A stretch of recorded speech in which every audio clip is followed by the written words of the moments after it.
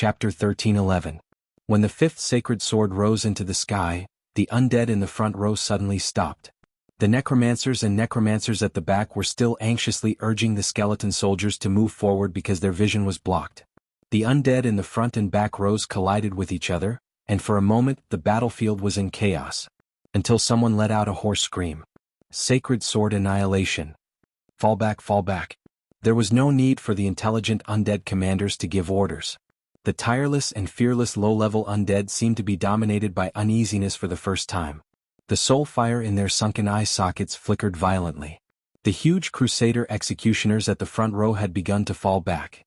These skeletal behemoths, which were 15 or 16 feet tall, unreasonably crashed into the group of skeleton soldiers and archers at the back row. Their huge shins were like battering rams, sweeping the fragile undead down. Then, the mid-level necromancers of Madara were horrified to find that they had lost contact with the low-level necromancers and the skeletons. They were shocked to see the sea of skeletons on the battlefield begin to retreat. The scene was even more terrifying and destructive than the scene of the human army retreating that they were familiar with, because there were more of them. The necromancers and vampires at the back row were the first to be scattered. The noble vampire knights, who had to maintain their elegance on the battlefield, had no choice but to give up their elegance at this moment. They turned into bats and flew away from the battlefield. Although they could barely suppress the uneasiness and fear in their hearts, they could not find a leader in the chaos. They could only scatter and fly in the direction of Her Majesty. Then the Black Knight was also affected. The noble dark nobles from the central region of the Sea of the Dying Moon were born in various noble families and territories. They were the proudest army of the undead army. Generally speaking, they were also the strongest in terms of combat power. They were not inferior to the liches and bone dragons. However, the Black Knight's role on the battlefield came from the charge of the Heavy Knights. Thanks to the characteristics of the undead, they were the only cavalry in the world that could charge like a wall. Hence, they were known as the Romans' Iron Curtain. But at this moment, this iron wall did not play any role in the face of thousands of retreating skeleton soldiers. Just like the human knights, these cold knights who cherished their feathers also made the right choice at the first moment. They waved the long sabers in their hands and slowly retreated with their retainers and attendants. When the Black Knight retreated, it basically announced the collapse of the undead line. North of the Strait of Finhodos, the commander of the Pale Knights, Duke Barbarossa, saw this scene from the periphery of the battlefield. His ghost-like face was full of worry. He looked up at the odd-shaped giant sword in the air. When the adjutant of the Necromancer Lord, who was also a high-grade necromancer, came to inquire him, the undead duke did not hesitate to order to retreat. Annihilation, the destruction of all things. Your Majesty. What should we do? Isaac's mouth was agape. Although he was a human, the muscles on his bald head were loose and pale. His eyes were sunken and his limbs were withered, making him look more like a skeleton than a skeleton. He did not expect the queen to answer his question. The Supreme One of Madara turned her head and glanced at him. He found that the cold eyes of the other party were shining with fanaticism. Your Majesty? Do you know how the Dark Prophecy described this scene? The queen smiled coldly. When Duke Balakarivo sent you here, did he tell you that you can never go back? Your Majesty, no. Isaac's eyes widened. He saw the queen put her hand on his chest and gently pushed him back. His body became light, and the scene in front of him quickly receded. The master of undead alchemy let out a scream and fell from the high platform. With a light crack, countless spears pierced through his body. Isaac jerked up like a dying fish. He opened his mouth and black blood spurted out. Sophie looked coldly in this direction and turned around. No one on the battlefield noticed this scene. All the undead lords stared motionlessly at the holy sword destruction that rose slowly in the air. Although many of them had never heard of this holy sword, it was a natural feeling as if they were facing their natural enemy. Fear poured out from the depths of their hearts. The strong-willed liches were fine, but most of the undead lords who used to be warriors even collapsed to the ground. Then the Dark Knight began to retreat. The skeletal war horses they were sitting on knelt on the ground one by one, throwing them out of the saddle. A few unlucky ones even broke their necks. Although it was not a big deal for the undead, it was enough to make the scene chaotic. The Lord of Darkness had descended. It would dominate everything. A circle of black ripples spread out from the holy sword destruction in all directions. The undead on the battlefield suddenly fell to the ground.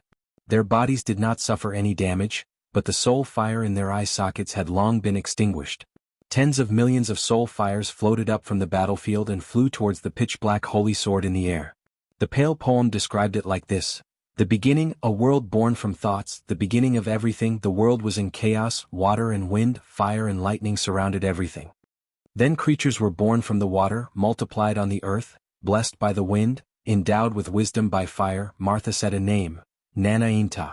Light, darkness, wind, water, fire, earth, the 6 elements surrounded this world. The original laws of nature formed another 14,000 gods. Grasping all of this, it was done. Pale poem, the Book of Beginnings. One of the gods was in charge of the kingdom of the dead at the end of all life. It was Hela, the god of the underworld. Legend had it that when Hela fell, the authority of the underworld was lost to the world. It was divided into 3 parts. The most important part, the Mercury staff, was lost on the earth and established an eternal kingdom. But in the legend passed down from generation to generation in Madara, Hela would eventually return and take back the authority of the underworld. When that day came, it would be the Sabbath of the undead's eternal rest. Now, the Lord of the kingdom of the dead had returned to the world. Almost all the undead felt the resurrection of the underworld dragon Hela at this moment. It was in the sky, and the 17 stars that made up it were shining brightly. Long before the year of the Lord, Chaos 327, this constellation had already collapsed in the void. And at this moment, in the dark purple sky of Fenhodos, it was side by side with the war dragon. In the sky 35 degrees north of Alphonse, the god of fury, it formed the shape of a black rose. The light of the 17 stars fell on Brando's body. 17 satellites. Hela is only a god with secondary authority. Why does it have its authority? Fuchsia looked up and muttered to herself. In the void outside the elemental boundary, 2 people and a wolf reached a final agreement. Hela is the daughter of Loki and Anboda. Her existence that day was part of the plan to tell the dead. The first generation of arbitrators planned these 17 satellites and designated its secondary authority because rebooting the world was never the first choice of the ancestors. Martha wants us to remember that it is always the last and most helpless way. Sophie looked at the fluorescent atmosphere and said quietly, "Now the authority of the Ring of Nibelungen walks on the earth. He is the last king of this era, and you and he will be the 2 existences with the highest authority in this era, just like the first generation of ancestors and Martha. And now, you must decide the fate of this world together." Of course I understand. As if something had happened before, Ekis looked a little weak. His huge body became illusory and translucent like Haku's previous state. You will also understand this. The era of mortals can't be established in one era. At least we have learned enough lessons and experience this time. One day maybe it will really succeed. She shook her head. Although I don't think so. You have to be firm in your beliefs, Ekis, Haku replied with a frown. It's Lady Martha, Sophie said quietly. I don't need you to tell me that. The moment I assimilated with it, I became one with the order of this world, Ekis replied proudly. This assimilation itself wasn't her replacing me, nor was it me replacing her. I know she left some tricks behind, but I won't bother about it. But you, little elf, what did you leave behind in Nucleus 14? Why can't I enter? Nucleus 14 is Helene's domain. It is the most mysterious domain in this world. Even Martha is not the ruler of all things. You are the one who created them, but you are not a dictator. Haku replied flatly. Sophie turned around and looked at her. I won't bother with you. At least you keep your word. I didn't expect you to admit it. Well, since we have reached an agreement, it's your turn to fulfill your promise. Haku said. Ekis narrowed her eyes and looked at the faintly glowing continent of Wond. You still won't give up? What does this have to do with you? Is this how you treat the mother of all things, little elf? I will only admit it when you fulfill your promise. Ekis chuckled. She suddenly stood up, and her enormous body slowly stretched out in the void. She turned her head and silently glanced behind the realm crystal wall. Then she raised her head. Chapter 13:12. At that moment, the giant wolf's silver fur fluttered without any wind. Woo woo, woo woo woo. She closed her throat and let out a distant howl. At that moment, it echoed in the sky of Wond. On the battlefield of Erwin, both sides of Winomar stopped at the same time. The undead raised their heads and looked at the sunset sky. The necromancers ran to the center from all directions of the battlefield. The Red Knight Ladios looked at his army wizard in confusion. The lich from the south of the Sea of the Dead Moon who was in a daze. It's coming, what's coming? That legend? I don't understand, your excellency. Look, Hela's 17 stars. It's back, they're all back. Ladios frowned and raised his head. The battlefield was already in chaos. The wizards screamed and ran aimlessly to the communication crystal in the center of the battlefield. Their hysterical voices echoed throughout the battlefield. On the other side of the battlefield, Freya raised her head and asked her guards in shock, "Is that a wolf's cry?" "It seems so, madam. Maybe it's the wolves in the direction of the Pine Mountains. Don't worry about them. What's wrong with the undead? Maybe this is our chance. Where's Lady Brunhilde? Is she here? I need the Valkyries to organize and launch an attack." "Madam, just now, Lady Brunhilde and the others have left the battlefield." "How? Why, did someone give them orders?" "I don't know, madam. They went east." "East, isn't that where the army of the Queen of Banshees is?" Freya's face showed an expression of disbelief. Crack. Sugar Jar looked at the broken honey jar on the ground in shock. Thick amber liquid seeped out from between the fragments of the jar. The bright liquid seemed to reflect the full moon. She raised her head and looked at the dark pine ceiling above her. Babasha trembled as she looked at this scene and muttered to herself behind her, "Don't worry. It's coming, it's coming. Do you hear that, my master?" If it was any other day, Sugar Pot might have reprimanded her servant, but at this moment, this little girl's face revealed a rare look of anxiety. The omen of calamity. Her heart began to beat violently. She suddenly turned around and rushed out of the house. Outside the room, the twin witches beside the Witch Queen were just about to push open the door when the three of them collided with each other. Ouch! The two little Lolas immediately cried out in pain. Ever since they left Rushta, they had always been at odds with Brando's witches. If it was in the past, they would have already fought with each other. But now they didn't have time to express their dissatisfaction. One of the little Lolas got up and shouted at the sugar jar. "Do you have the man-devouring demonic book? Hurry up and take it out." Page 650. Another Loli added. Sugar Pot had already crawled up and quickly took down a dusty black book from the bookshelf. She swept the black cover with her hand, sweeping off a thick layer of dust. Then she opened the book, and the rows of sharp teeth on the title page immediately retracted.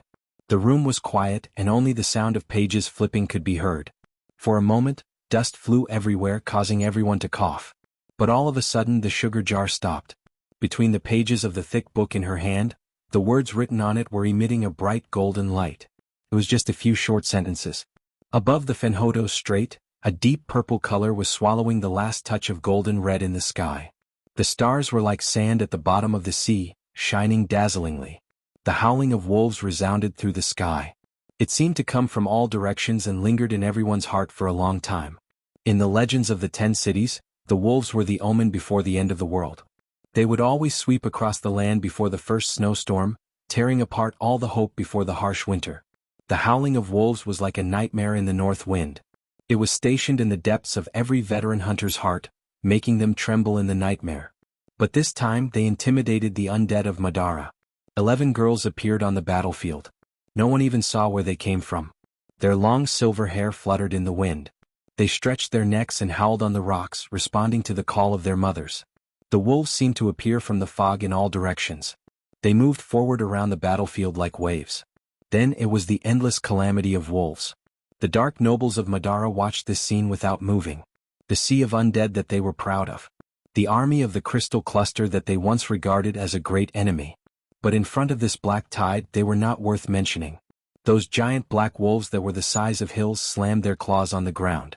They retracted their claws and crossed with each other again. As they ran, they made thunderous sounds that fell on everyone's heart like raindrops. Even if their hearts had stopped beating, they could still feel the deep fear at this moment. A few years ago, they had destroyed this world several times. The records of the calamity of wolves were recorded in the thick ancient books of Wone that were sealed under the dust of history. Between the lines, they were full of the aura of destruction and despair. And today, they came again. But this time, it was not the declaration of the end of the world. Dim Corfa stood on top of a high mound, her hands clenched tightly into fists. The beautiful white wolf beside her said softly, "Don't worry, I'm sorry. Sister, this is what Lord Milos told us, fate. But I hate all of this. I hate this world. I hate that man. Where's Mother?" The black wolves like a tide surged past the high mound. They surrounded Brando as if they were guarding a high and mighty king. Their howls rose and fell one after another as they pounced in the direction of the undead.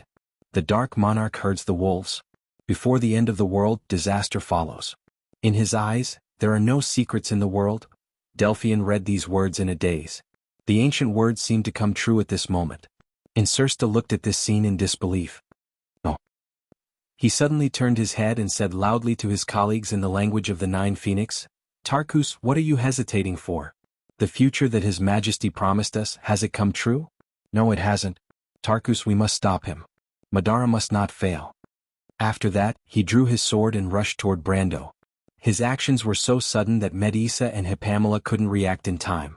Although Phoenix Hua understood the undead knight's words, she was standing too far away and couldn't make it in time.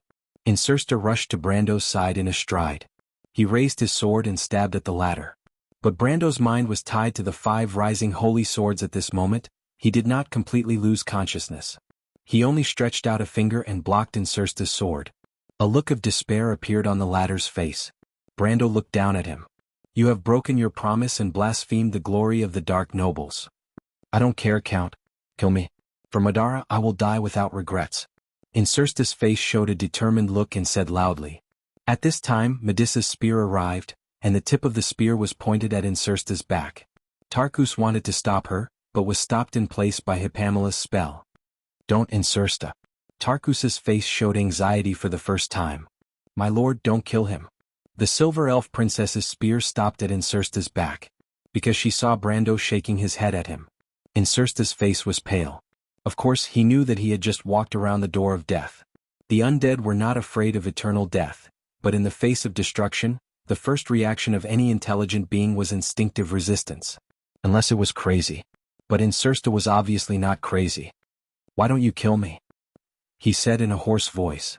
Count, let me be buried with the Black Rose of Roman Tua. You have a lot of talents under you. You don't need me. If I don't kill you, Madara will not be destroyed. You can still be loyal to your queen. Don't you see? Brando turned to Tarkus and said, Tarkus, take your friend down. He is a little irrational. Tarkus shook his head and bowed to thank Brando. He sighed and went forward to pull his colleague. Tarkus, why have you also betrayed the Empire? My friend, don't you understand? This is the will of Her Majesty. What? Brando shook his head. The Black Lord could be said to be the #1 genius of Madara in the future. His talent in battlefield command was unparalleled. He may be a little immature now, but in the future he may surpass Medisha. He was not comparable to people like Erwin and the 3 heroes. But after all, no one was perfect. This somewhat unruly Madara general lacked a keen political sense and vision. Except for Tarkus, his relationship with almost everyone in Madara was not so harmonious. Perhaps it was because of this that the Supreme of Madara let him partner with Tarkus. As it turned out, these two were also the most perfect partners. And thinking of the Queen of Madara, Brando couldn't help but raise his head and look in that direction. In the center of the retreating undead army on the battlefield, Her Majesty and her guards still insisted on not retreating. Her guards were like reefs standing in the middle of the battlefield. Thousands of meters away, Brando seemed to be able to see the dark eyes of the other party, silently looking in this direction. So what was the other party thinking? Her Majesty the Queen of Madara.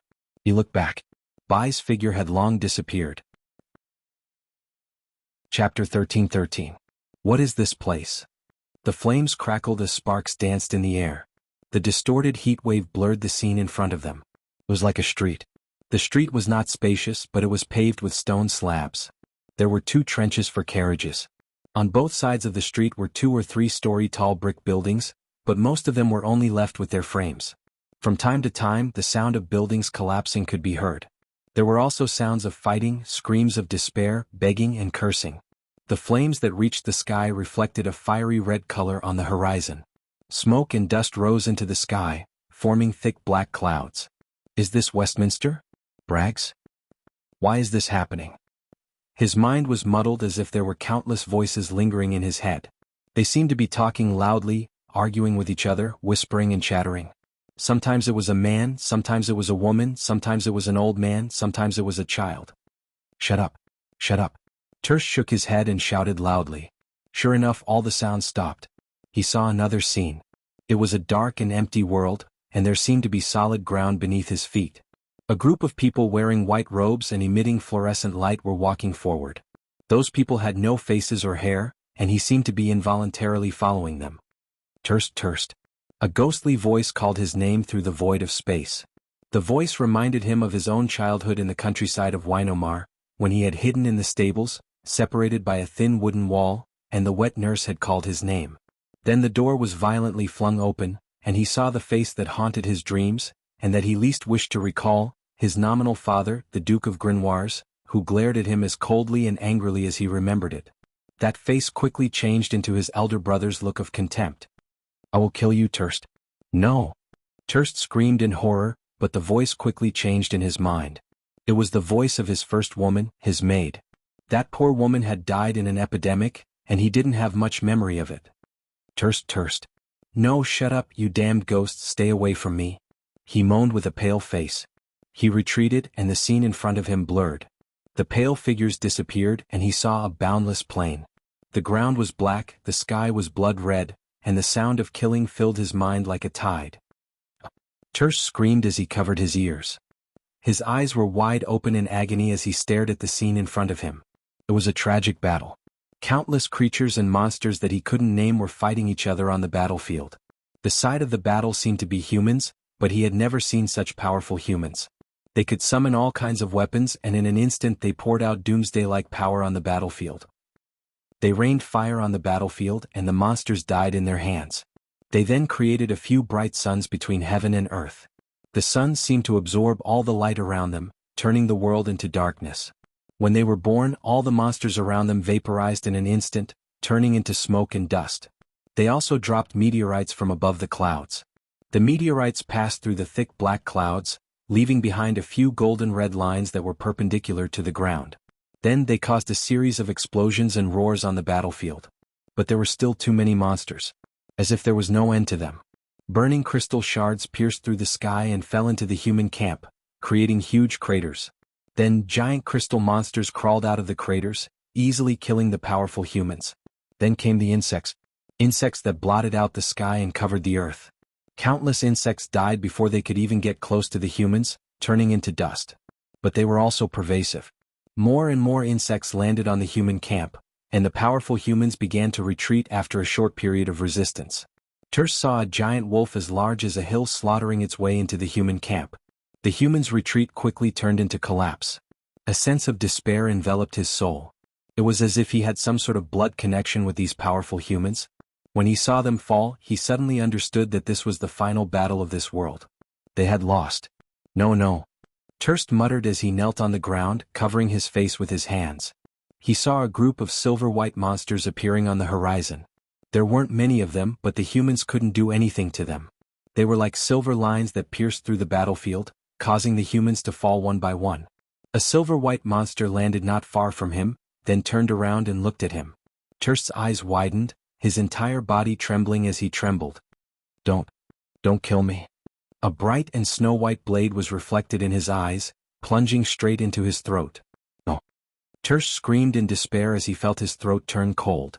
Everything in front of him quickly distorted and melted into the darkness. Plop, plop. The sound of snow being squeezed together could be heard.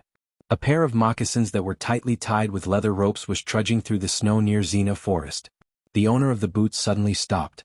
The owner of the boots was dressed in a hunter's attire commonly seen in the Eagle Castle area. He had a thick jacket, tight leather pants, and deerskin gloves missing 2 fingers.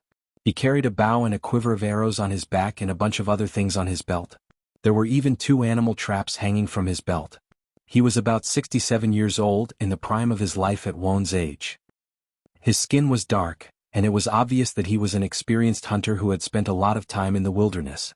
The man had 2 hunting dogs on his leash. The dogs were sniffing around the ground, but the first snow of late autumn in the north interfered with their judgment, causing them to hesitate. After a while, one of the dogs raised its head and barked towards a direction in the forest. A lot of snowflakes fell from the trees.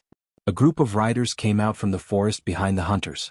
The leader of the group, an elderly knight, pulled on the reins and asked, "Did you find anything, Pierce?" "There's something in the forest, my lord." "Could it be a herd of deer?" "No, my lord, there's no trace of a herd of deer nearby." "Maybe it's a rabbit or some other small animal," a young knight said. "No, the dogs are very uneasy. Only bears in the forest can make them so uneasy." "But the bears are hibernating now, so you can't see them," Pierce said with certainty. "Maybe there's 1 or 2 that aren't so afraid of the cold. The snow isn't thick yet, so they have to hurry out and store food." Duke Hoffman waved his hand. Believe in Pierce. He's the best hunter around here. Draw your swords. Boys, let's go in and take a look. No, my lord, let me go in and take a look. I'm familiar with the forest. If there's anything strange, I can at least send a message. Pierce replied in a deep voice. Duke Hoffman looked at the old hunter and nodded. The forest quickly became quiet. The young knight seemed a little nervous. There were many ancient legends about the forest. There was a forest with many old human faces carved in it. It was said that the person who carved them was once the owner of the forest. But these people had long been lost in the depths of the forest, leaving behind all kinds of mysterious sayings. Not only the humans but the horses also seemed a little uneasy. The war horses of the 10 cities area all came from Ice Bay, which was further north. They were cold-resistant, tall, and covered with hair. Wild horses fought with wolves all year round, so they were fierce, brave, and wild. But these Ice Bay horses were now snorting, and white mist with warmth came out of their nostrils, condensing around the cage. They used their hooves to scratch the ground as if something in the forest made them very nervous. The knight comforted their companions, but Duke Hoffman's face was full of seriousness. According to the tradition of the Eagle Castle, the forest would be frozen after winter. It was said that the ancient spirits would appear in the depths of the forest to patrol and hunt. So no matter if it was farmers or hunters, they would not enter Xena Forest in winter, because it would offend the ancient spirits and bring about a curse. If not for the fact that he had no other choice as the owner of this land, he would also not be willing to enter the forest in this season. He had been in charge of the Eagle Castle for 63 years. Including his long youth, he had lived here for almost a century. As an old man, he was very clear that these traditions and taboos could not be violated. But there was a reason for this. 2 days ago, a strange thing had happened in the forest, so he had no choice but to come here and investigate everything clearly. Speaking of which, this matter had to be told before the short summer in the 10 cities area ended. That was something that happened 3 months ago. The wild elves came across the sea, disembarked in the 10 cities area, and then went east, passing through more than half of the northern territory. One of them just happened to arrive at the Eagle Castle. Duke Hoffman had already received an order from the Holy Church, and understood that these elves would not stay in his territory for too long. As such, he allowed them to stay outside the far Eagle Castle for a while. As expected, around a week later the elves left towards the east. After entering Xena Forest, they disappeared without a trace. East of Xena Forest, after passing through the Heather Hills, the only place to go was the endless Great Glacier. Before the year of the return of light, the pioneer knight from Fanzan expanded east along this road, and there they bumped into the border of the World of Order.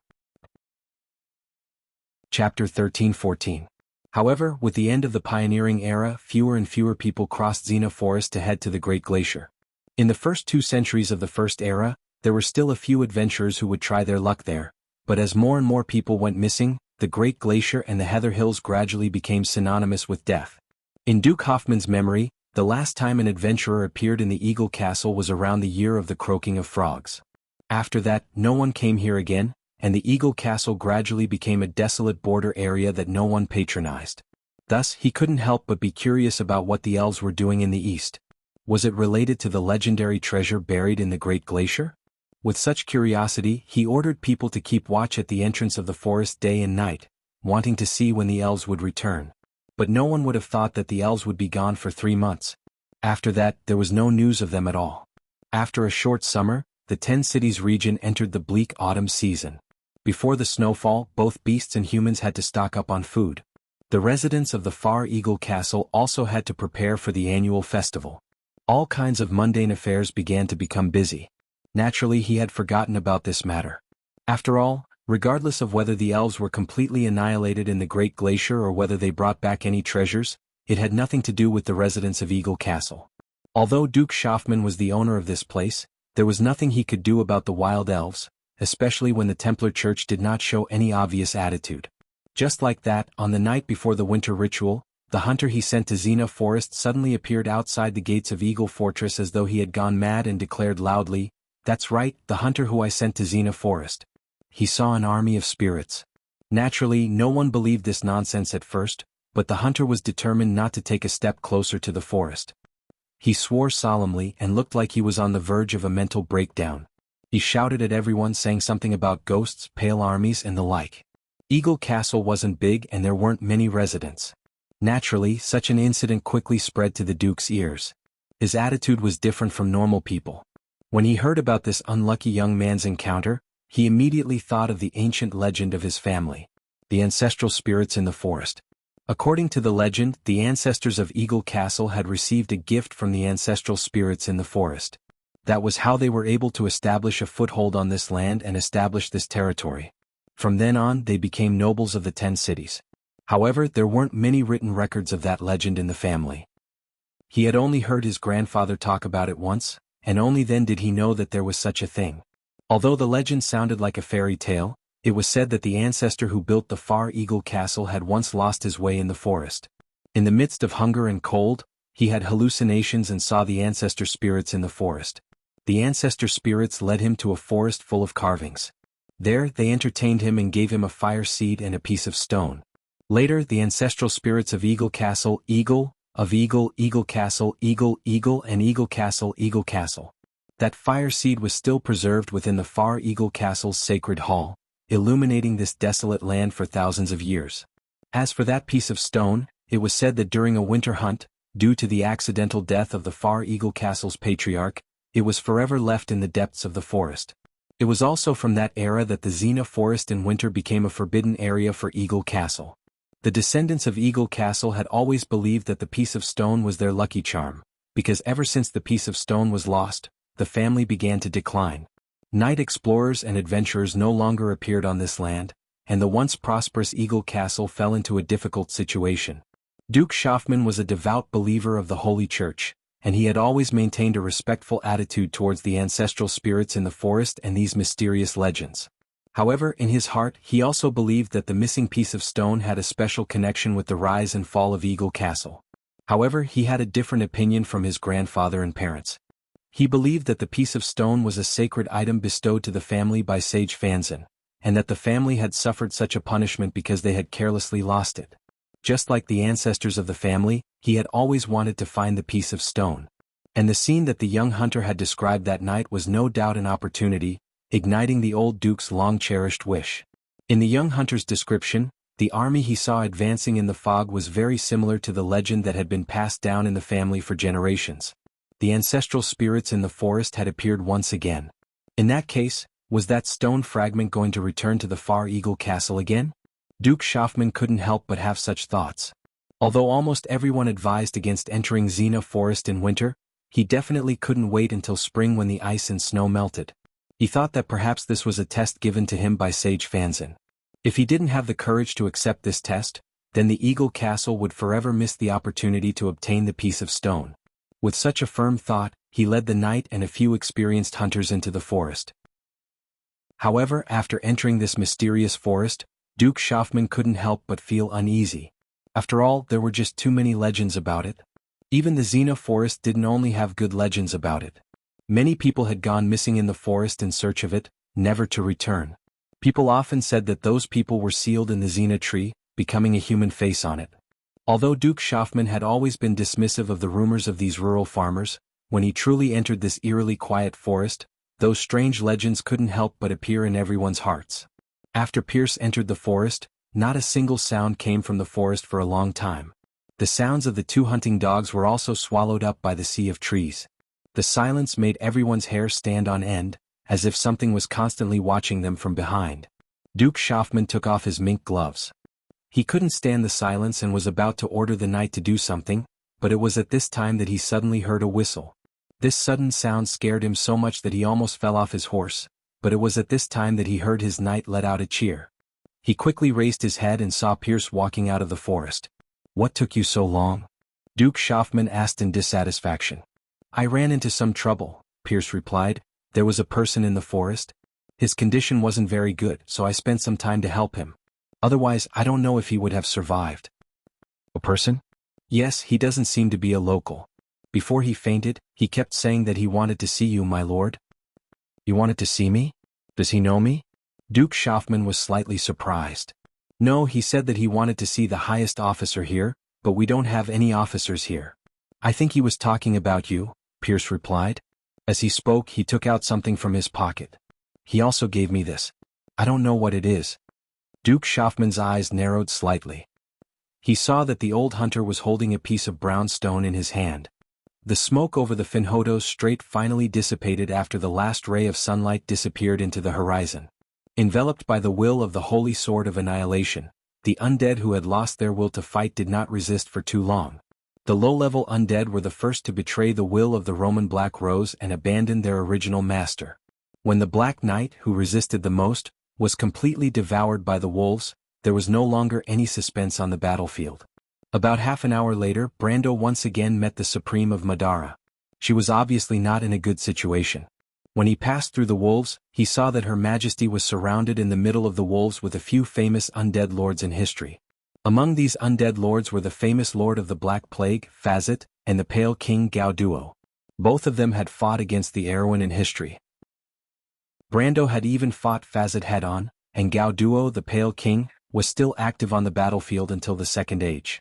During the Battle of Algash, he was directly opposite the Allied army. Brando knew that both of them were loyal followers of the Mercury Staff. One of them was transformed from a high-grade lich, and the other was wrapped in black armor. They seemed to be of the same race as Cabius. At this moment they were standing on the left and right of Her Majesty, each holding a weapon. Obviously they did not intend to give up on resisting. Between the two, the Black Plague had once caused a tragic massacre in Win Omar. It and its underlings had directly turned all the Erewhon people in Win Omar into undead. Brando had personally experienced that massacre, and naturally did not intend to let this guy go. However, at this moment he did not even look at the repulsive guy. Instead, his gaze fell on Her Majesty. The woman still maintained her cold and arrogant expression. She also looked at him coldly, as if she did not have the slightest self-consciousness of a loser. Her eyes were proud and firm. Brando was silent for a while before he spoke. "Your Majesty, I think we should talk." "What do you want to talk about, human?" "It's about the Erewhon and Madara." A light flashed in the woman's black eyes. "The Holy Sword judgment is in your hands. How do you plan to treat Madara? P.S. Continue to ask for votes."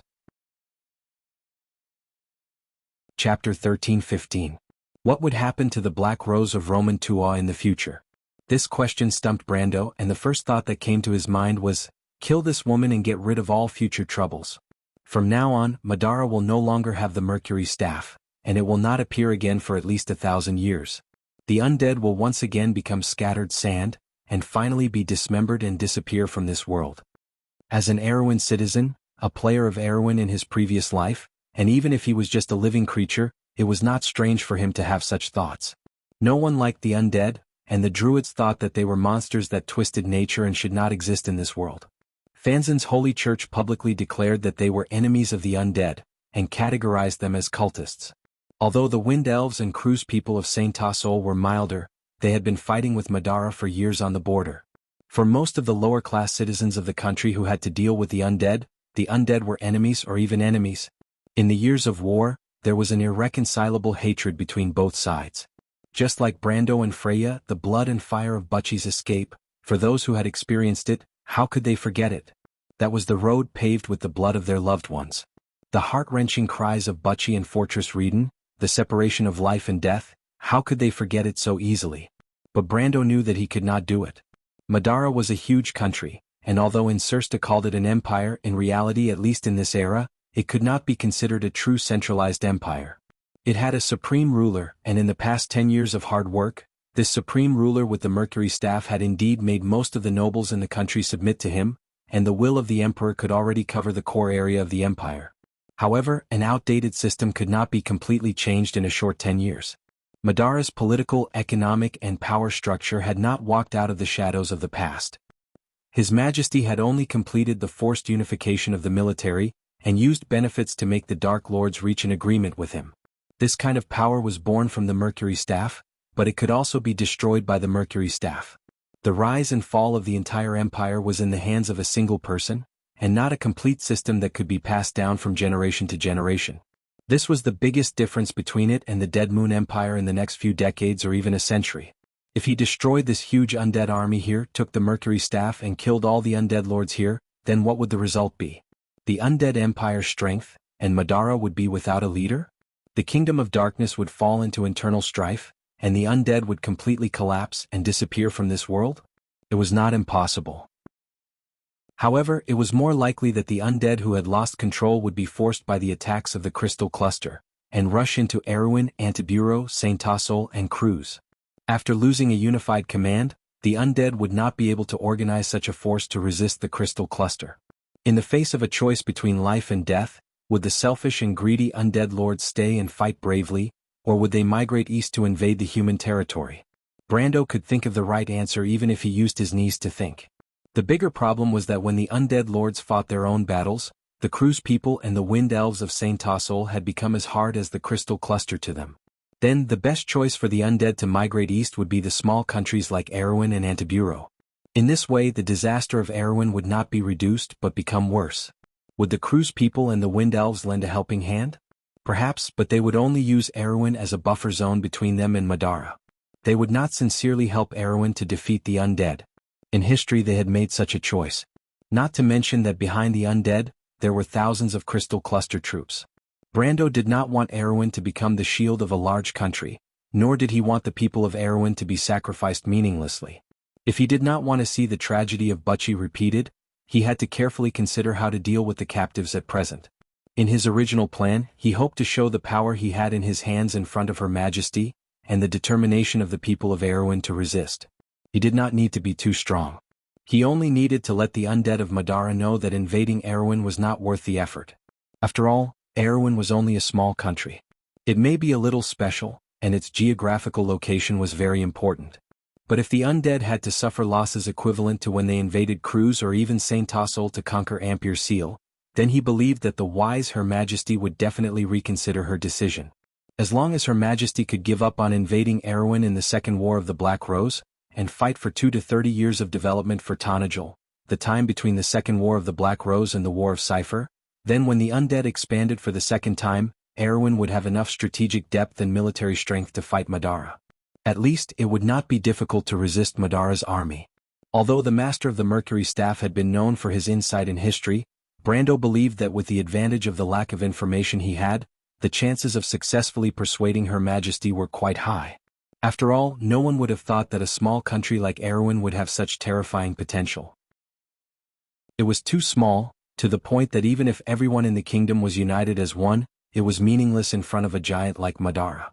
After that, as long as he still existed, Brando believed that Erewhon's development with the support of the Black Forest would be faster and faster. When the next generation of fire was born, Brando still did not know that it had already been born in his territory. The Black Forest would be a smooth road for Erewhon. As long as they had that fertile land, the strength and population of the kingdom would expand along with the expansion of the territory. Before it stagnated, there was almost no limit. And in his lifetime, the kingdom and the huge undead Moon Empire would be able to attack and defend each other. As long as he had enough power, Brando had plenty of ways to dismember and divide Madara. Although the Roman Black Rose's territory was vast, it was not without weaknesses. As an old rival of the Roman Black Rose for decades, he knew very well what kind of dirty tricks it had. It was just that these weaknesses were still out of reach for the weak Erewhon. In the next half a century, there would be the confrontation between the Slate War and the Dusk. At that time, the order of the world would be completely changed, and if Erewhon could seize this opportunity, he could definitely become a real powerhouse. At that time, he would also have the confidence to lead the final war against the Dusk with his experience of fighting against the Dusk tribe in his previous life. Brando had a clear desire in his heart, as if this was the goal he had to achieve in this world in this life. Perhaps this was the promise that Lady Martha had given him. But he never thought that although he did show such strength, it seemed to be a little too much. With the help of Ekis' daughters who appeared out of nowhere at the end, he actually defeated the undead army head-on. Now, things had gotten a little out of hand. At present, he had the Supreme of Madara in his hands, and even the Mercury Staff in his hands. In addition, he had nearly 1/3 of Madara's military power. But he was somewhat stunned to find that his situation had become worse. What could he do? Completely destroying this undead army seemed to be somewhat impossible, unless he was willing to push Erewhon into the fire pit. Then should he just let these undead go? Not to mention whether Brando was willing to do so, he knew that it was meaningless. He had played too big this time. He had captured Her Majesty the Queen of Madara, and also defeated the undead's Black Knight Legion. He had killed countless dark nobles, and the undead had suffered heavy losses. Although it was the other side who made the first move, in any case, there was already an irreconcilable enmity between the two sides. If he let these undead go, they would not thank him in the slightest. After all, they were not human nobles. The key was that they had to maintain the dignity and supreme position of the Mercury staff, so it was impossible for them to admit defeat, unless he killed them. This way he would fall into an endless cycle. So when Her Majesty the Queen coldly threw out this question, Brando suddenly fell silent. He had never been a quick-witted person, nor did he have any outstanding political talent. The original crappy plan was in fact the result of him thinking for a long time, and it was a little funny because the plan was originally based on a fantasy. After the fall of the Kingdom of Erewhon, some players often wondered on the forums how they could save Erewhon out of depression. Although Brando looked down on these people who said that they were invincible, he remembered their discussions in his heart. After all, it was also his biggest regret in his heart. Of course, he had never been a blindly optimistic person. It was not that Brando did not think about what would happen if the plan failed. He had discussed this topic with Amandina, Her Majesty the Princess, and even Allium Japonicum several times. Amandina and the others had also helped him to perfect this plan more than once. This plan, from the beginning, was a vague idea in his heart. It gradually became a detailed plan with dozens of records and countless people in Valhalla preparing and working hard for it. Naturally, it could not be done by him alone. In fact, Brando did not have the ability to do so. Chapter 13:16. But among these countless records, none of them mentioned what he should do after he accidentally defeated Madara by himself. Everyone, including Amandina and the princess, approved of his idea and thought that it was very feasible, especially after they saw Valhalla's potential. But even the boldest and most radical people, even Allium Japonicum and Maynard, who had a clear vision of the future, had never considered such a problem. And now this problem was clearly placed in front of Brando. Brando looked at the dark eyes of the Queen of Madara and knew that she must have expected this. From the moment she handed him the Mercury staff, she must have calculated this situation. And he also knew that she must have a solution. But he didn't want to ask about it, because Brando knew very well that there must be a trap. This supreme person who held the Mercury staff in history had set this trap from the beginning, and even used herself as bait. How could this trap be so simple? But what made him distressed was that he quickly realized the difference in intelligence between him and the other party, because even if he racked his brains, he still couldn't figure out what the other party's purpose was. This was a little too sad. He subconsciously turned his head and looked at Medisha, who was not far away. When Amandina and Her Royal Highness were not by his side, this silver elf princess might be the only think tank he could rely on. Unfortunately, Medisha was not omnipotent. She had even less information than Brando. Facing Brando's questioning gaze, she only gently shook her head, indicating that he should not act rashly. But the problem was that Brando didn't dare to act rashly at the moment. He turned his head again and looked at the queen, who was surrounded by the undead. The latter's face was expressionless, but Brando felt that this woman was extremely detestable. And the other person who made him feel extremely detestable was the Silver Elf Princess's sister, Lady Tiamas. He believed that everything in front of him must have been planned by these two women. But this stalemate was not a solution. Brando frowned and was about to speak, but he was blocked by a figure in front of him. He looked up and was stunned to find that it was Delphian. The Prime Minister's daughter whispered, "Let me talk to her, my lord. I will give you a satisfactory result." What? Delphian turned her head, her light purple eyes reflecting his face. She didn't speak, but her eyes were full of determination and persistence. "You want me to appoint you as an envoy? My lord, this identity is not enough. I have to represent Erewhon to be qualified to negotiate with her." Brando was stunned for a moment. In fact, he certainly didn't have the qualifications to appoint Delphian to represent Erewhon to negotiate with Madara, but at this time he wasn't so inflexible. In fact, he was surprised that the Prime Minister's daughter was willing to stand up for him. Yes, besides Amandina, only this smart young lady could handle the situation at hand. Of course, that was if she didn't have any bad intentions. Whether he could trust this young lady or not, that was the problem. After all, she had a long history of misdeeds. Even though she was now his woman and his mage servant, compared to this woman's stubbornness, these reasons were still not enough. Brando only hesitated for a moment, then nodded. "You're giving me full authority?" When she really got a confirmation, Delphian was a little surprised. "Otherwise." The Prime Minister's daughter looked at him deeply. "I will satisfy you." She turned around and faced the Queen of Madara. She tucked the diary in her hand under her arm and tidied up her clothes, then opened her mouth to answer. "Your Majesty, my lord only has one request." The Queen looked at her, then looked at Brando. She didn't speak, only waiting for the Prime Minister's daughter to continue. Delphian paused for a moment, then said with a calm face that almost scared Brando to death, "Madara must be divided into two." Brando thought that this Prime Minister's daughter must be crazy. This Supreme of Madara had a lot of cards in her hands. How could she accept such a harsh condition? And he knew very well what kind of personality she had. With this Emperor's unyielding character, it was absolutely impossible for her to accept such a humiliation. People like her, the Silver Queen Constance or the Supreme of Saint Tassol Fanzin, would absolutely never succumb to a mere threat of death. For these people they would never do something like dividing the empire even if they died. Although the Silver Queen Constance took the initiative to start the civil war, her purpose was definitely not to divide the empire. It was only to eliminate internal opposition, eliminate the prestige of the Holy Cathedral, and establish a more centralized cruise. Just like the Myrna Empire before the War of the Holy Saints. Brando's face changed slightly. He almost thought that Delphian said this deliberately to anger the other party and make Erwin and Madara completely break off. But he immediately realized that Erwin and Madara were not far from completely breaking off. No matter what this Prime Minister's daughter said, it was impossible to make the situation worse. Thinking this through, he relaxed a little and refocused his attention on the negotiation. He thought that Her Majesty of Madara would be furious, or at least show a disdainful attitude. But what Brando didn't expect was that not only did the woman not show the slightest contempt or anger on her face, but there was a flash of light in her eyes. "Oh." She then asked, "What are you going to do?" "Your Majesty, Your Majesty." The undead lords around her hurriedly opened their mouths anxiously. Most of them looked at Brando and Delphian angrily. Of course, if those skulls could show such an expression on their faces.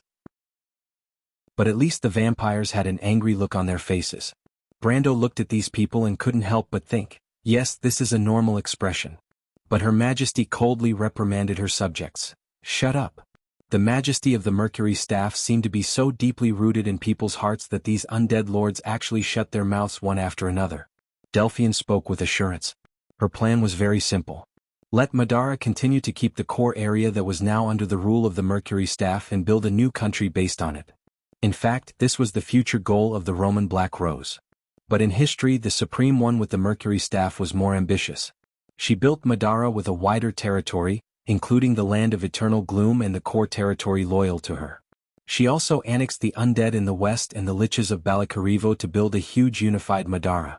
But in fact, this process was not done overnight, because the kingdom of the Dead Moon had not been a whole since Loki's era. This dark exile was mainly made up of the four most important parts, except for the scattered undead territories around it.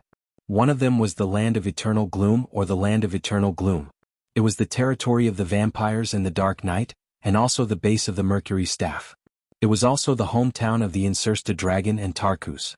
Historically, the vampires and the Dark Knight nobles were among the first forces to support the rise of the Mercury Staff. They also benefited the most in the process of the rise of Madara. Among the original four forces of Madara, only two survived after the formation of the Empire. One of them was the traditional noble force formed by the vampires and the Dark Knight. The other three forces, including the undead, the liches of Balakarivo, and the tens of thousands of Dark Lords in the southern territory of the Dead Moon, were completely wiped out in the process. They were either broken up and reintegrated into the new empire, or they were completely killed on the battlefield, never to be seen again. Among them, the liches of Balakarivo were the former. They were spared because they submitted in time and were finally divided by this Supreme One. Except for a part of them joining the Undead Mage Group, most of them later joined the Undead Alchemy Association, a huge organization. As for the liches of Balakarivo, they became a historical term. As their role model, the undead who resisted the Mercury Staff the most resolutely among the three forces ended up the most miserable. They were almost completely erased from Madara's history. By the middle of the Second Era, including the players who entered Madara in the later stages, very few people knew anything about this historical term. As for the Dark Lords in the southern territory of the Dead Moon, they were relatively unknown.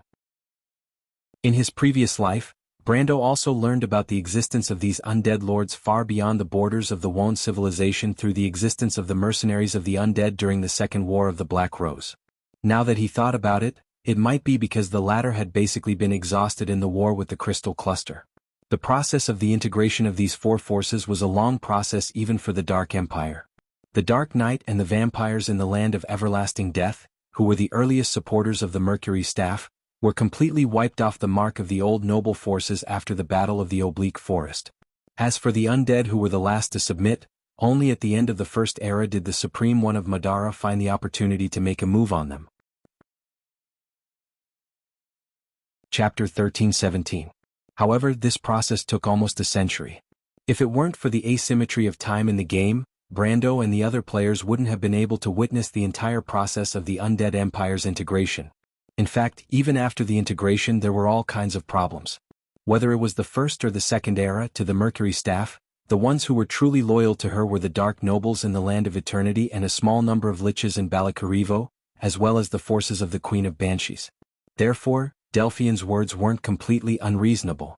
Brando listened to her list of these problems one by one and used it as a basis to support her argument. She proposed to divide Madara into two and rule over the land. He was surprised to find that this Prime Minister's daughter seemed to have a deep understanding of Madara. However, he knew that a few weeks ago, this Prime Minister's daughter definitely didn't know so much about this Roman Black Rose. When he was in Rushta, he talked to her about the relationship between Erwin and Madara. At that time she didn't know much about it. She only mentioned that as his advisor, she would look up more information in the future if she had the chance. He didn't expect her to really go. Brando knew that this Delphian didn't have any good intentions towards him at that time. The only reason she could do this was because she was trying too hard to play her role well. Thinking that he was targeted by such a woman and was still alive today, he really had to thank Lady Martha for her protection. However, even if Delphian had reason and evidence, Brando didn't think that the Queen of Madara would agree with her words. Indeed, the Mercury Staff didn't control too many territories outside of the Land of Eternity. However, in name, whether it was the undead or the liches in Balakarivo, they had all expressed their loyalty to her. Although he didn't know the attitude of the Dark Lords in the Southern Sea of the Dead Moon, they were willing to send mercenaries to fight for the Queen in the Second War of the Black Rose. Under such circumstances, anyone with a discerning eye could see that the unification of Madara was only a matter of time. As long as the Mercury Staff wasn't lost, as long as the Queen still maintained her authority, she would reach the pinnacle of power sooner or later. How could such a proud existence agree to such a proposal? Indeed, the Mercury Staff wasn't in her hands, but so what? Brando didn't dare to casually deprive the Queen of her authority. Otherwise, he would be waiting for the undead to be driven into Erwin by the Crystal Cluster. What gave him a headache was that the Queen was clearly aware of this. Otherwise she wouldn't be so fearless. However, what surprised Brando was that after hearing Delphian's words, the seemingly cold woman pondered for a moment and asked, "Why should I agree to such a proposal? Why should I agree to such a proposal? What can we gain from it?" Even though she did not directly agree, Brendel's mouth was already agape. He originally thought that the Queen would definitely sternly reject him. Based on his understanding of the other party's personality, this was the Madara's majesty that he was familiar with. However, he suddenly realized that he didn't know much about the Queen. On the other hand, the Prime Minister's daughter was very calm. She replied, "The Mercury Staff. You will return the Mercury Staff to us?" The Queen narrowed her eyes slightly. A light flashed in her dark eyes. "Little girl, Hela has already returned to this world. The Mercury Staff is now a part of her destruction. Are you sure what you are saying?" Behind her, the undead lords were also in an uproar. Those who could appear on this battlefield, apart from Dai Lin who had been killed by her scheme and Isaac who had died at the hands of her own people, were mostly her trusted aides. Just like the Insursta Dragon and Tarkus, their honor and disgrace had long been inextricably linked to the Mercury Staff. Otherwise, with the greedy and indifferent nature of the undead, they would have long abandoned Her Majesty who had lost the Mercury Staff. Why would they be here to live and die with her? After all, losing the Mercury Staff meant that this supreme being had lost his prestige and authority. He had lost the only legitimacy of Madara, and this was a fatal blow to the new empire.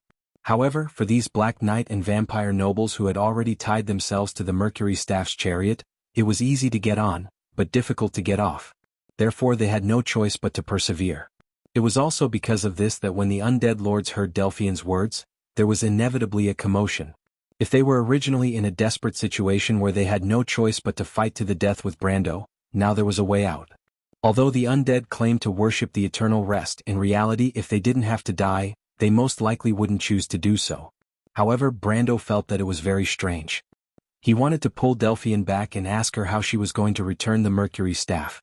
After all, that thing had been completely absorbed by the Holy Sword Annihilation. Even if he was now the owner of Annihilation, it was impossible for him to split it into three and return the Mercury staff.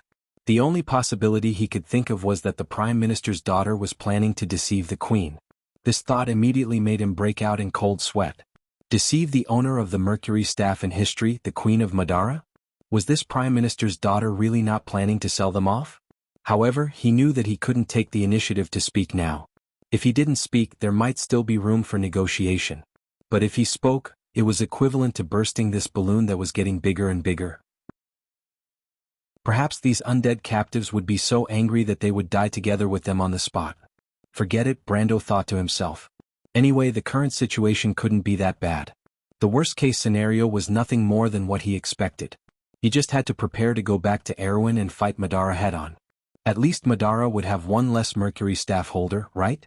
At least he wouldn't have to worry about Erwin facing a unified huge empire in a few decades.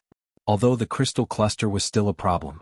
Thinking of this, he no longer cared about Delphine's negotiation and let the Prime Minister's daughter speak. After listening to Her Majesty's rhetorical question, Delphi glanced at the Queen and replied, "Your Majesty wants that Mercury staff. Your Majesty knows best, don't you think?" The Prime Minister of Madara's dark eyes suddenly lit up. She looked deeply at Delphian and then suddenly said to Brando, "You have a good subordinate, but unfortunately, a bright pearl is cast before the swine. If she was by my side, I could go further than you, Count Brando." After saying that, she waved her hand.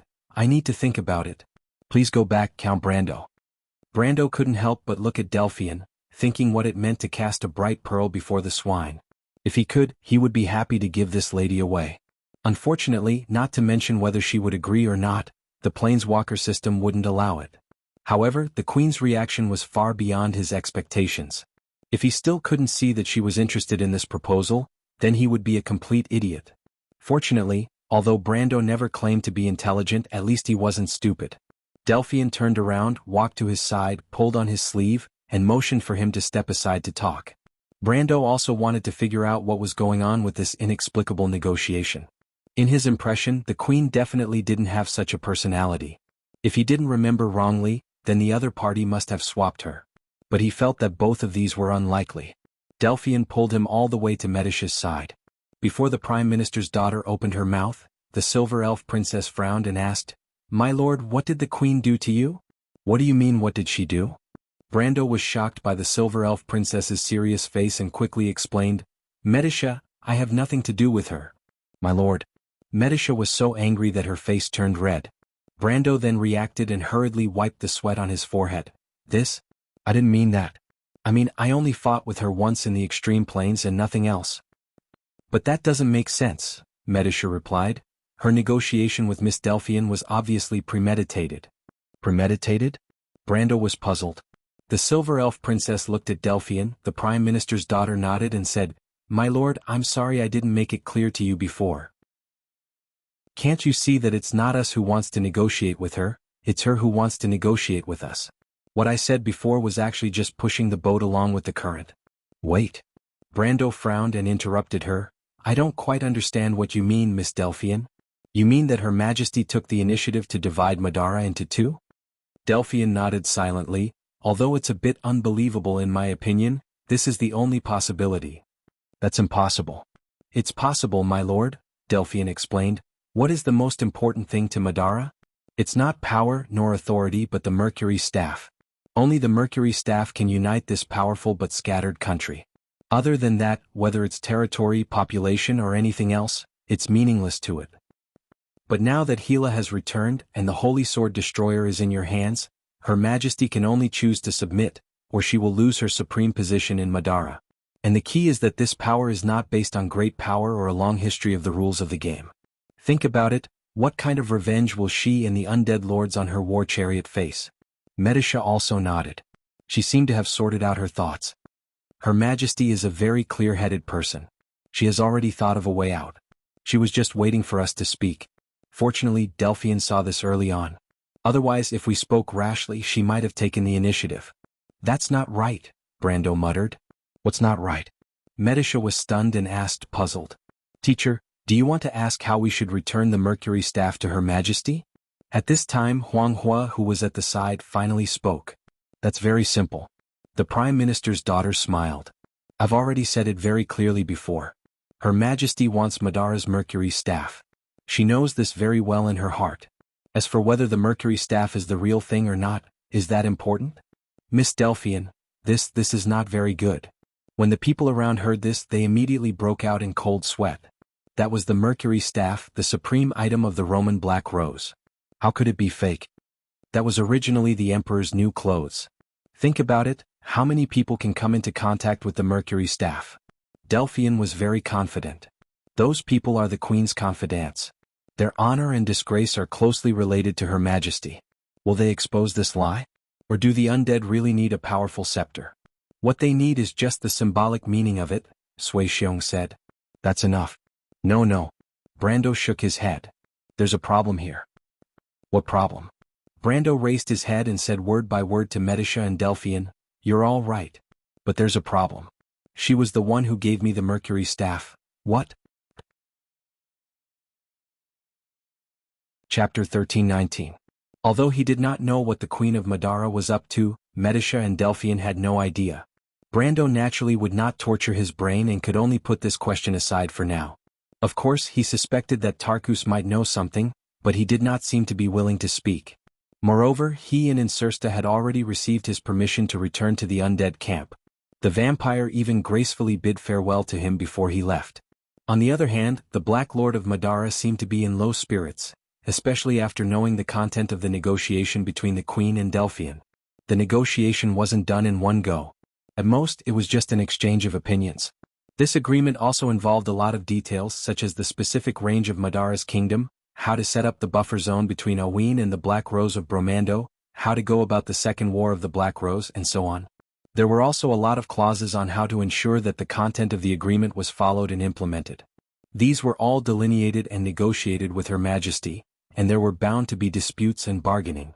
Although Brando was not sensitive to politics, he had at least experienced the negotiation between the princess, the northern nobles, and the king's party. He knew these details very well. He entrusted all of this to Delphine. Although he wasn't sure what this woman was thinking at the moment, he didn't have a better choice, did he?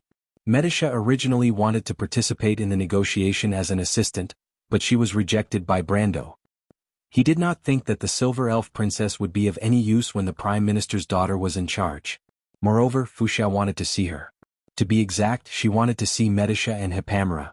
Brando originally thought that the high and mighty evil dragon had already left, like the fog of the lost ones. However, he did not expect that after the battle on the ground came to an end, the dragon's figure appeared above the clouds and asked to see his two subordinates.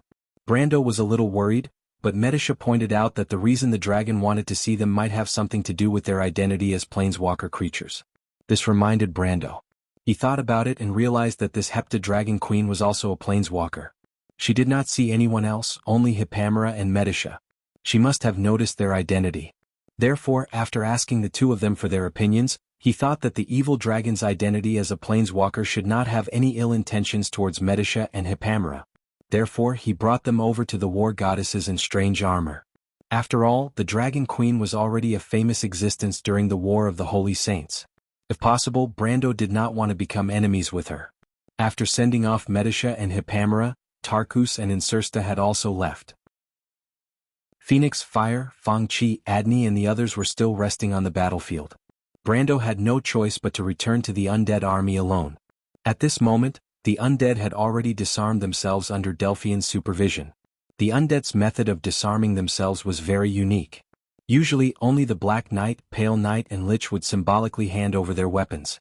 Meanwhile, the low-level undead that occupied the majority of the undead army, such as the Crusader executioners and skeleton soldiers, would be dismembered on the spot and turned into piles of bones. As a result, the undead army on the battlefield instantly shrunk by more than 2/3. This was because the undead army brought by the Queen was more elite.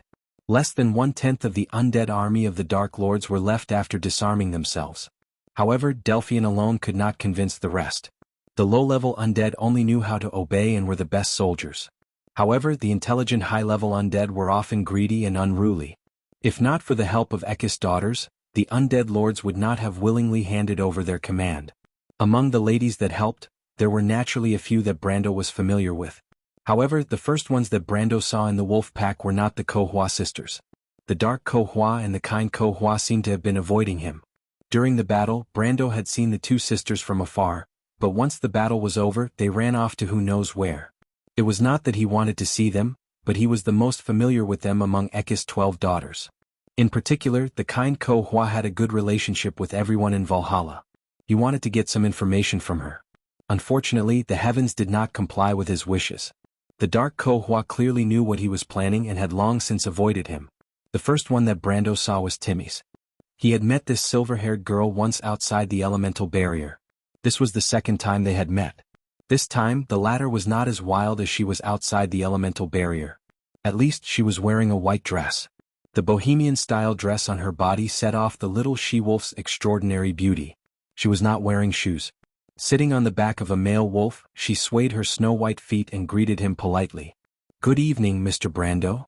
Brando was not in the mood to greet this little she-wolf. In theory, he should be grateful to them. If not for the 12 daughters of Ekis leading the wolf pack to appear at the last moment, he might not have been able to defeat the undead army, even if they had ruined his plan in a sense. But the problem was that Brando was very clear about the real reason why the daughters of Ekis took action. From the words of Her Majesty the Queen, the agreement between Ekis and Martha might be real. Although he was not clear about the inside story, Ekis was known as the mother of monsters. With the future of Wond and Erwin in the hands of such a greedy wolf, he found it hard to believe that she would do anything good. She might betray the Twilight Dragon, but would she betray him? In the Pale poem, the Twilight Great Wolves were known for their greed and desire to destroy everything. This tendency could be seen in the 12 daughters of Ekis, let alone the mother of monsters. Would she turn over a new leaf because of an agreement? That was impossible. At least Brando did not believe it. But he looked at Timmy's with some doubts in his heart. Ekis was a real demigod when Wond was projected, and she was much stronger than the god of giants, Milos. As her daughters, Kohua and Timmy's were not too different from her in terms of strength. When he first met Kohua, he could say that she had not recovered her strength, but Timmy's strength seemed to be weaker than her sister's, which was a little strange. In the War of the Last Era she did not die. She only fell into a deep sleep because of Ekis' eternal sleep. But this was destined not to be answered by these cunning little she-wolves. He could only raise his head and ask, "Was it you who was in Port Gussel?" Brando did not forget that someone had ambushed them in the hills outside Port Gussel. At that time, the other party used the same method as Ekis' dream in the Loop of Trade Winds. If he had not seen that dream before, he might have been at a disadvantage. Brando first ruled out Dark Kohua. Although Kohua had a grudge against him, she knew that he had fought with Ekis in the Loop of Trade Winds. It was unlikely that she would use the same method to deal with him. Among the she-wolves he had seen before, only Timmy's was left. "That was not me." Timmy shook her head. "It was Sister Jean Hai." "Jean Hai, why did she ambush me?" "I don't know about that, Mr. Brendel." No, it's my dear lord. My sisters never tell me what they think." Brando ignored her words and suddenly remembered something. "Isn't Jean Hai dead?" Holding her chin, Timmy shook her head like a rattle drum. "Dusk is immortal in the first place. We might die for a while, but as Mother wakes up from her dream, the sisters will wake up one by one." Brando's frown deepened. This was indeed a basic characteristic of Dusk. However, the players originally thought that the giant wolves as living creatures might be able to be killed. But now, it seemed that the players who killed Ekis and her 12 daughters in history did not really kill them. Because as long as Dusk was not extinguished, they would wake up one day. This was a real headache. He suddenly turned around as he noticed another figure in the corner of his eye. He turned back to look in that direction and saw a tall woman among the wolves. She was wearing a cloak-like national costume that was very common in the Anzaruta region. She had a slender head resting on her slender neck. She was not as beautiful as Timmy's, but she looked very resolute. Moreover, she had short silver hair and looked more like a boy. When she noticed Brando's gaze, the woman revealed a cold gaze. For some reason, when Brando saw this woman, the name Jean Hai subconsciously appeared in his mind. It was because they were too similar. Jean Hai was the giant wolf that represented the moon of Evernight. She was Ekis' 7th daughter and the most arrogant one. The arrogant Jean Hai once wanted to challenge Ekis' position, but Ekis tolerated her daughter's provocation and instead regarded her as her right-hand woman. She was the most outstanding of Ekis' 12 daughters and also the one with the strongest combat strength. Brando had seen her in her wolf form in his previous life, but he had never seen her in her human form. Chapter 13:20. However, when the other party appeared in front of Brando in such an image, Brando seemed to naturally recognize that this should be Jean Hai, the most arrogant she-wolf. "You are Jean Hai?" Jean Hai looked at him coldly. Her face seemed to be covered with a layer of frost that would never melt. She had no intention of answering Brando's question at all. She only said, "I have something to say to you, human." Meh. Brando was stunned. He did not know this woman before, but he immediately reacted. The other party should represent the will of Ekis. These 12 little she-wolves would not help him for no reason, so there was only one possibility, and that was the mother of wolves behind them. As for why, he could only think that it might be related to White. "What do you want to say?" Brendel calmed down and used the same emotionless tone to ask. "What are you talking about?" Jean Hai looked at Timmy's, who stuck out her tongue, jumped off the wolf's back and quickly disappeared into the pack of wolves. Jean Hai then stepped aside, and a giant black wolf slowly walked out from behind her. Brando recognized at a glance that it was a son of Fenrir, but this son of Fenrir was somewhat unique. Its eyes did not have the frenzied look of destruction, but were cold and sober silver. Brando only took one look at this wolf and knew who it was, Ekis, the mother of wolves. Speaking of which, other than Milos, who had not recovered from his weakened state, and the Twilight Dragon, who had not been completely unsealed and was confined to the body of a mortal, this was the first time he faced an existence of this level in Wond. That was the will of a demigod. Brando still could not forget the suffocating sense of oppression when he faced the sleeping Ekis in the loop of trade winds. But at this time, when he faced the fully awakened mother of monsters, he did not feel the same sense of oppression. Brando carefully observed the giant wolf for a moment before realizing that the other party had intentionally retracted her pressure. She did not project her avatar into this world, but only used her mind to control the son of Fenrir. Otherwise, no one would be able to stand firm on this battlefield. After all, even he and the evil dragon Queen Fuchsia might not be able to remain calm when facing an existence like Ekis. Upon realizing this, Brando understood that Ekis was unwilling to reveal her whereabouts at this moment. She was obviously secretly projecting herself into this world. He could roughly guess the purpose of the other party's visit. It was obviously related to the 5 sacred swords on his body. The black wolf raised its head and looked at him. "I've seen you once before, human. At that time I felt the aura of the Sword of Earth from you, so I let you go. I didn't expect you to grow to this extent in the blink of an eye." The son of Fenrir spoke. Its voice was that of a mature woman. Compared to Jean Hai's cold tone, this voice was rather ordinary, as if it was the voice of an ordinary human woman. But Brando knew that this was not Ekis' original voice. They could actually communicate without relying on the usual sense of sound. The reason why they talked to humans like this was so that they could be understood. When he heard Ekis' words, he could not help but feel goosebumps. Brando of course understood that Ekis was not talking about her dream, but the time when they passed through her demigod slumber. She was actually awake at that time. "Are you very confused, human?" Ekis did not wait for Brando to speak and answered, "Why did Martha give me the authority of this world?" Brando did not open his mouth. The mother of wolves seemed to have expected his reaction and replied indifferently, "I know you are full of distrust of me. In fact, I don't need your trust. You just need to understand that in fact, whether this world lives or dies has nothing to do with me. I don't particularly want to destroy it, nor do I particularly want to save it. This is the biggest difference between you and me." She paused. "In fact, your Martha and I are the same kind of existence. It's just that she shoulders the responsibility of saving this world, and I don't have this responsibility." Brando was silent for a moment. If it was in the past, he might have already refuted.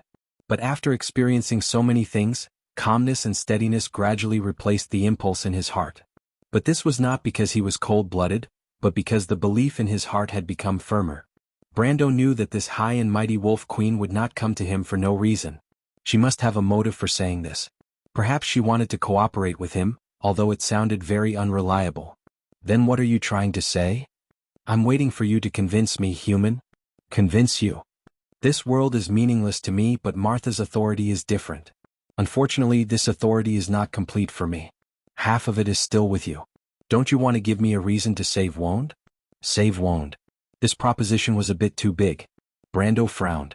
Although Miss Tata, White Mist, and Medish's deceitful sister had all said similar things to him, and he himself could feel the majestic power of the 5 holy swords in his body. But in fact, Brando still occasionally felt doubts in his heart. Could he fight against the Twilight Dragon with just the 7 holy swords? So, Why did the gods fail again and again? If even he could get the 7 holy swords, how could the gods who created them not be able to do so? Taking a step back, perhaps it was because he was an ancestor. But the problem was that in the early days of Won's birth, there were also ancestors in the kingdom of God. All these reasons did not hold water. But these doubts did not prevent him from understanding Ekis's meaning. Your goal is the Amber Sword? No. My goal is you. Me? You look a little confused. The son of Fenrir, controlled by Ekis, stuck out its scarlet tongue and licked its lips, revealing a cold gaze. The holy swords recognize you, not me. Even if I have the authority of Tiamat, I can't do more. I need your help. Of course, you also need my help. What do you mean? Brando asked with a frown. It's very simple. But I won't stay in this world for long, so I can't explain it to you one by one. So you just need to understand one thing. Don't you want to save your fiancé, protect your territory, and save the people around you? Isn't this your goal? I can only tell you that everything we do is not contrary to it. Brando took a deep breath. That sounds good. You're trying to say, but I'm not trustworthy, right? Ekis shook his head. It doesn't matter. You don't need to trust me. In fact, I'm here today just to give you a suggestion. A suggestion?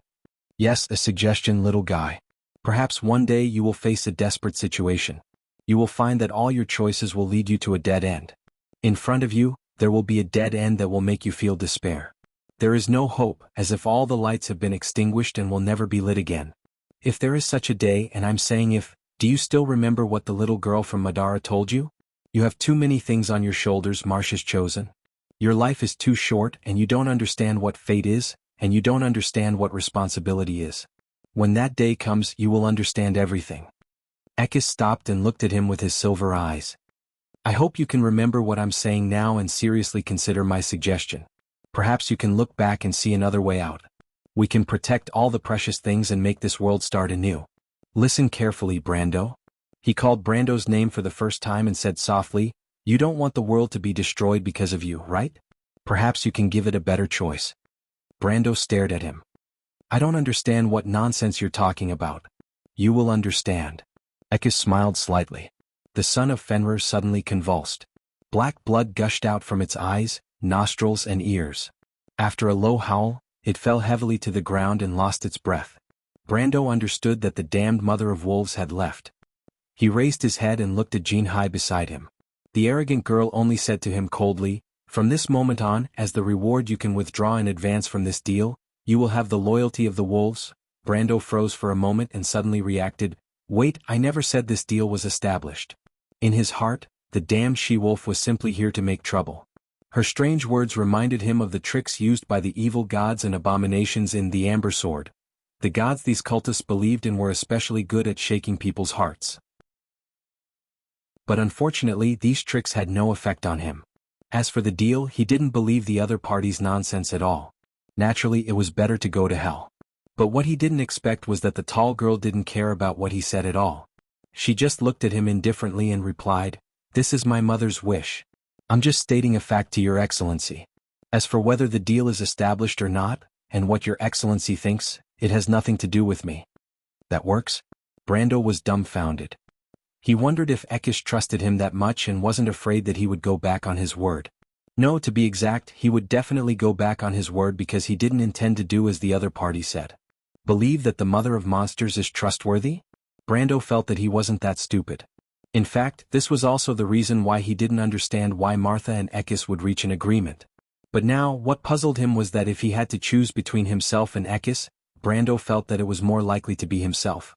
After all, whether it was the Black Prophecy or the Pale Poem, the Wolf Queen was known for her cunning and greed. As for himself, in the eyes of the senior, he had always been known for his slow thinking. But this obviously couldn't explain the other party's current choice.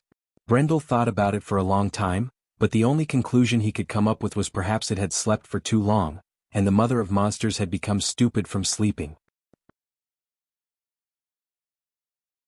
Chapter 13:21. Medisha felt a shadow approaching her. The wind caused her silver hair to dance like tassels. Although Fuchsia landed on the ground, she was still quite a distance away from them. She landed beside Leviathan's crystallized body and raised her head proudly while folding her wings.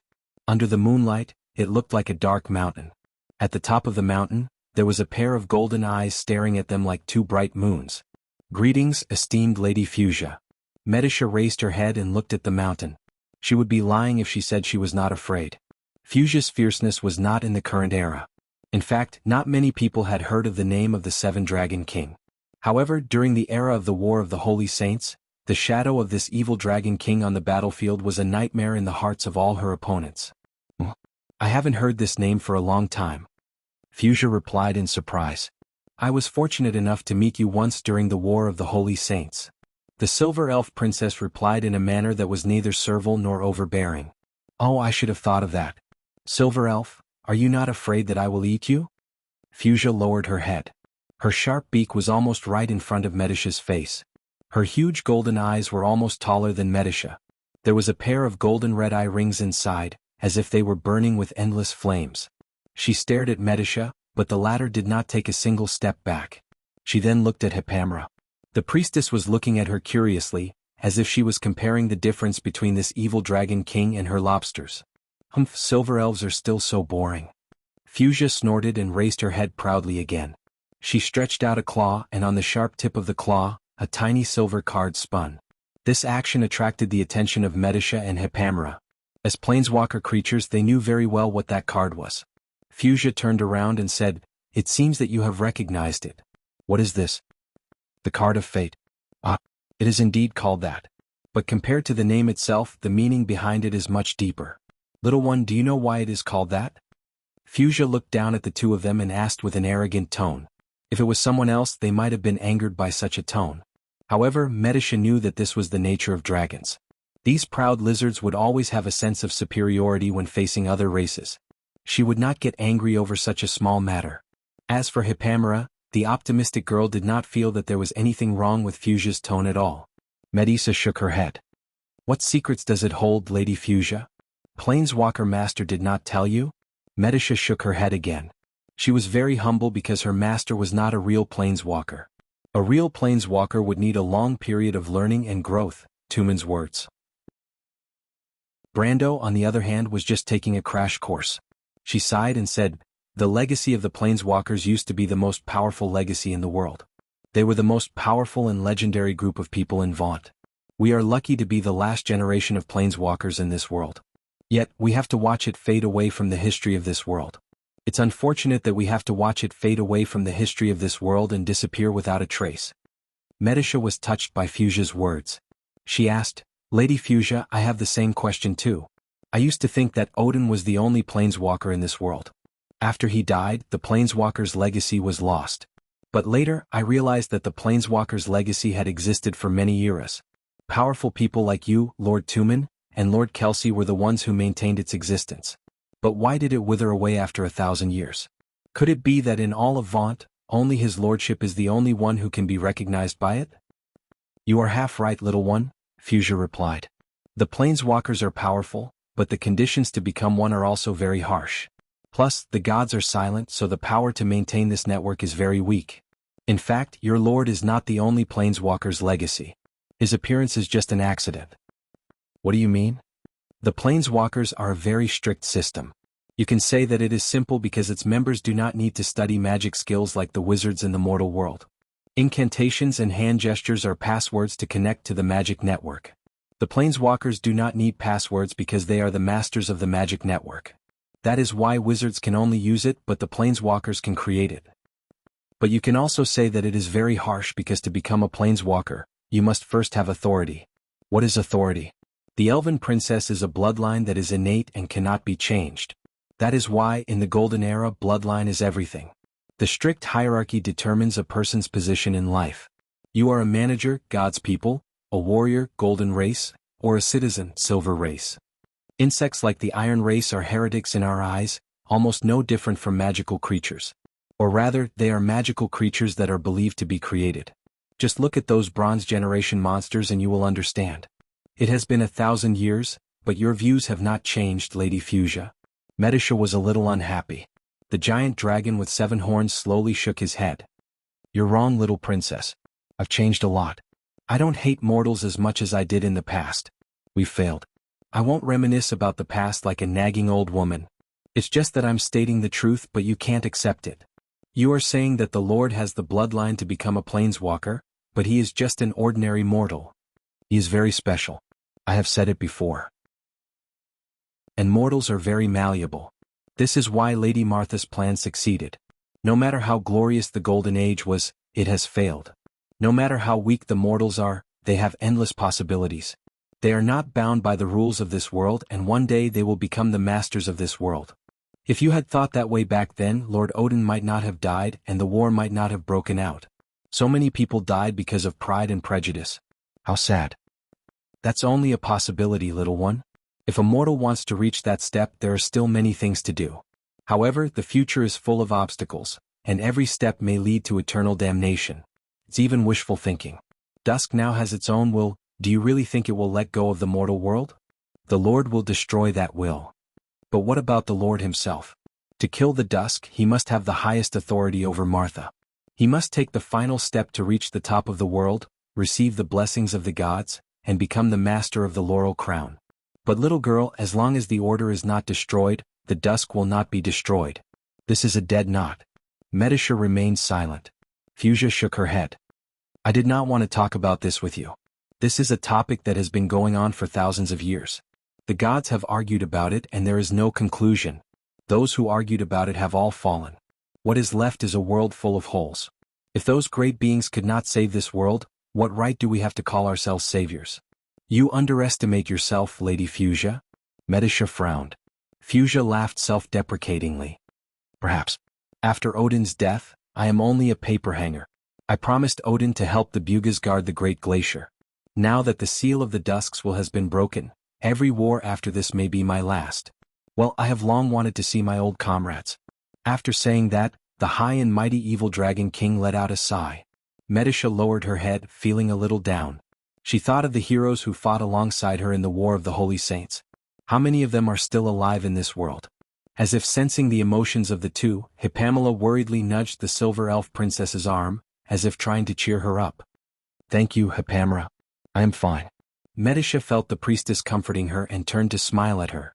The priestess also returned a kind smile. Esteemed Lady Fuchsia, Medisha raised her head and asked, why have you summoned us here? She turned around and looked at the mountain range that was glowing under the moonlight. It was actually Leviathan's corpse. The gigantic beast was split into two from the middle like a valley between the two mountains. Of course, it was not Leviathan's true body. It was probably a projection of Leviathan that the crystallizers summoned to this world. But even though it was just a projection, it was still a magnificent sight. The evil dragon did not say a word for a long time. It was as if she could see her own future from the fate of the Leviathan. After a long while, she turned back to look at Medisha and Hippamela.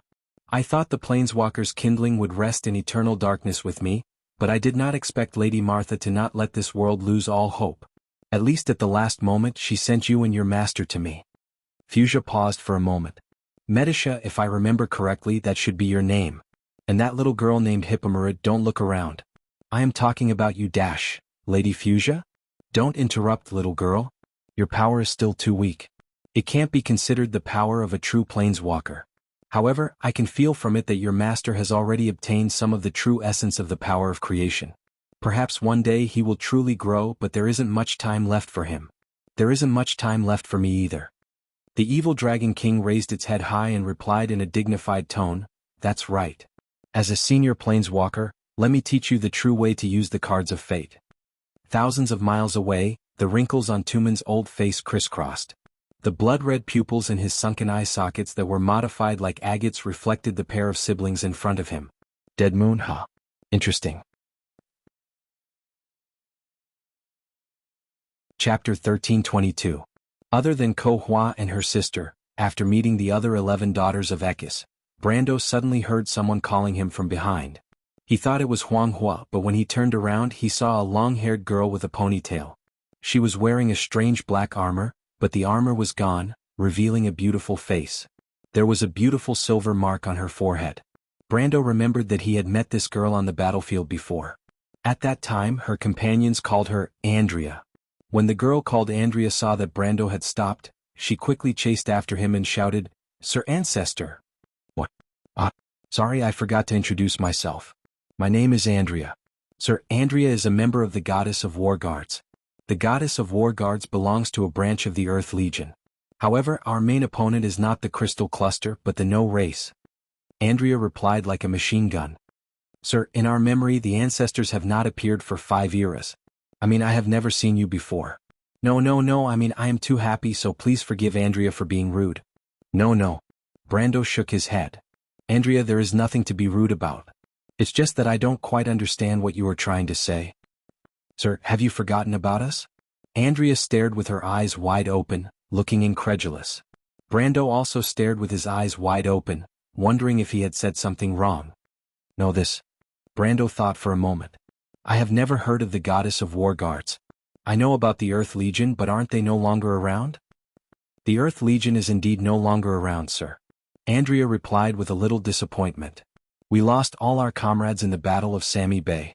In order to keep the Crystal Cluster army outside the elemental barrier, the commander let the Scorching Sun Fortress crash into the Crystal Cluster's hive. The remaining 3 Earth Legion's battle order also perished together with the hive. But at least we managed to severely injure the Queen Bee, or we would not only see Leviathan's projection here today. Even if LeChaprak was one of the 3 leaders of the Chaos, Lady Fuchsia is really powerful. She only needed 1 hit to kill its clone. Brando listened to the girls' chatter and felt a little dizzy. For example, who was Queen Bee and what was LeChaprak? He had never heard of it before. Wait, Queen Bee? He suddenly widened his eyes and interrupted Andrea. Queen Bee? Andrea, who was interrupted, was stunned for a moment before she nodded at him. Brando sucked in a breath of cold air. He may not know who LeChaprak was, but he could not know Queen Bee.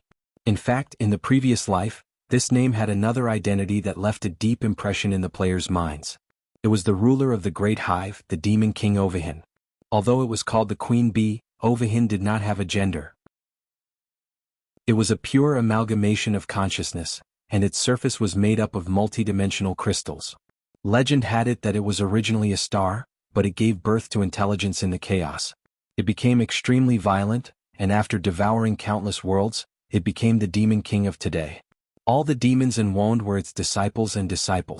It was the leader of the 3 leaders of the chaos. Players in The Amber Sword had only heard of its name, but had never seen it in person. After all, even the demon lords under its command were not easy to deal with. When Brando heard Andrea say that the Earth Legion could actually injure the Demon King, he could not help but feel a wave of shock. After all, this was the Earth Legion at the end of its flight. If it was at its peak, how strong would the Earth Legion be? And even with such a powerful force controlled by the World of Order, it could not defeat the Twilight Dragon. Brando stood there in a daze, his heart cold. My lord. Andrea seemed to have noticed Brando's state and could not help but whisper. She frowned, still thinking about what she had said wrong. No. Brando woke up and shook his head. Please continue, Miss Andrea. Just call me Andrea, my lord. We don't call each other Miss or Mr. here. It sounds strange, but we all call each other that. Andrea flipped her small braids and replied. After the commander and the Crystal Cluster's nest perished together, the Earth Legion essentially existed in name only. The key is that after losing the Scorching Sun Fortress, we had to retreat to the elemental barrier and continue to resist the Crystal Cluster here. The Madara people and the heroic spirits have helped us a lot. If it were not for them, the will of the Twilight Dragon would have broken through the barrier long ago. What do you mean by the will of the Twilight Dragon breaking through the barrier? Brando realized that this little girl did not seem to realize the nature of the undead, and thus called them Madara people. This term made him feel a little awkward. I'm not too sure, my lord. But it has something to do with the Battle of the Azure Night. At that time, the gods led the will of the Twilight Dragon into Wond and sealed it. After the Twilight Dragon was reborn from the chaos, the first thing it did was to find its sealed will. It let the Crystal Cluster invade Wond and attack Erwin because of this reason. This was another explanation, but it was similar to his own personal experience. Brando could not help but ask, why didn't it just let the Somir crystal fall into Erwin?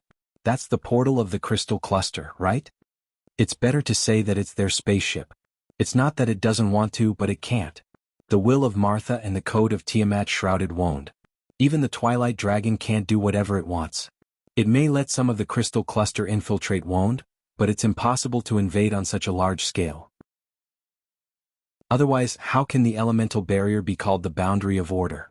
Andrea answered logically. Brando was shocked by the word spaceship.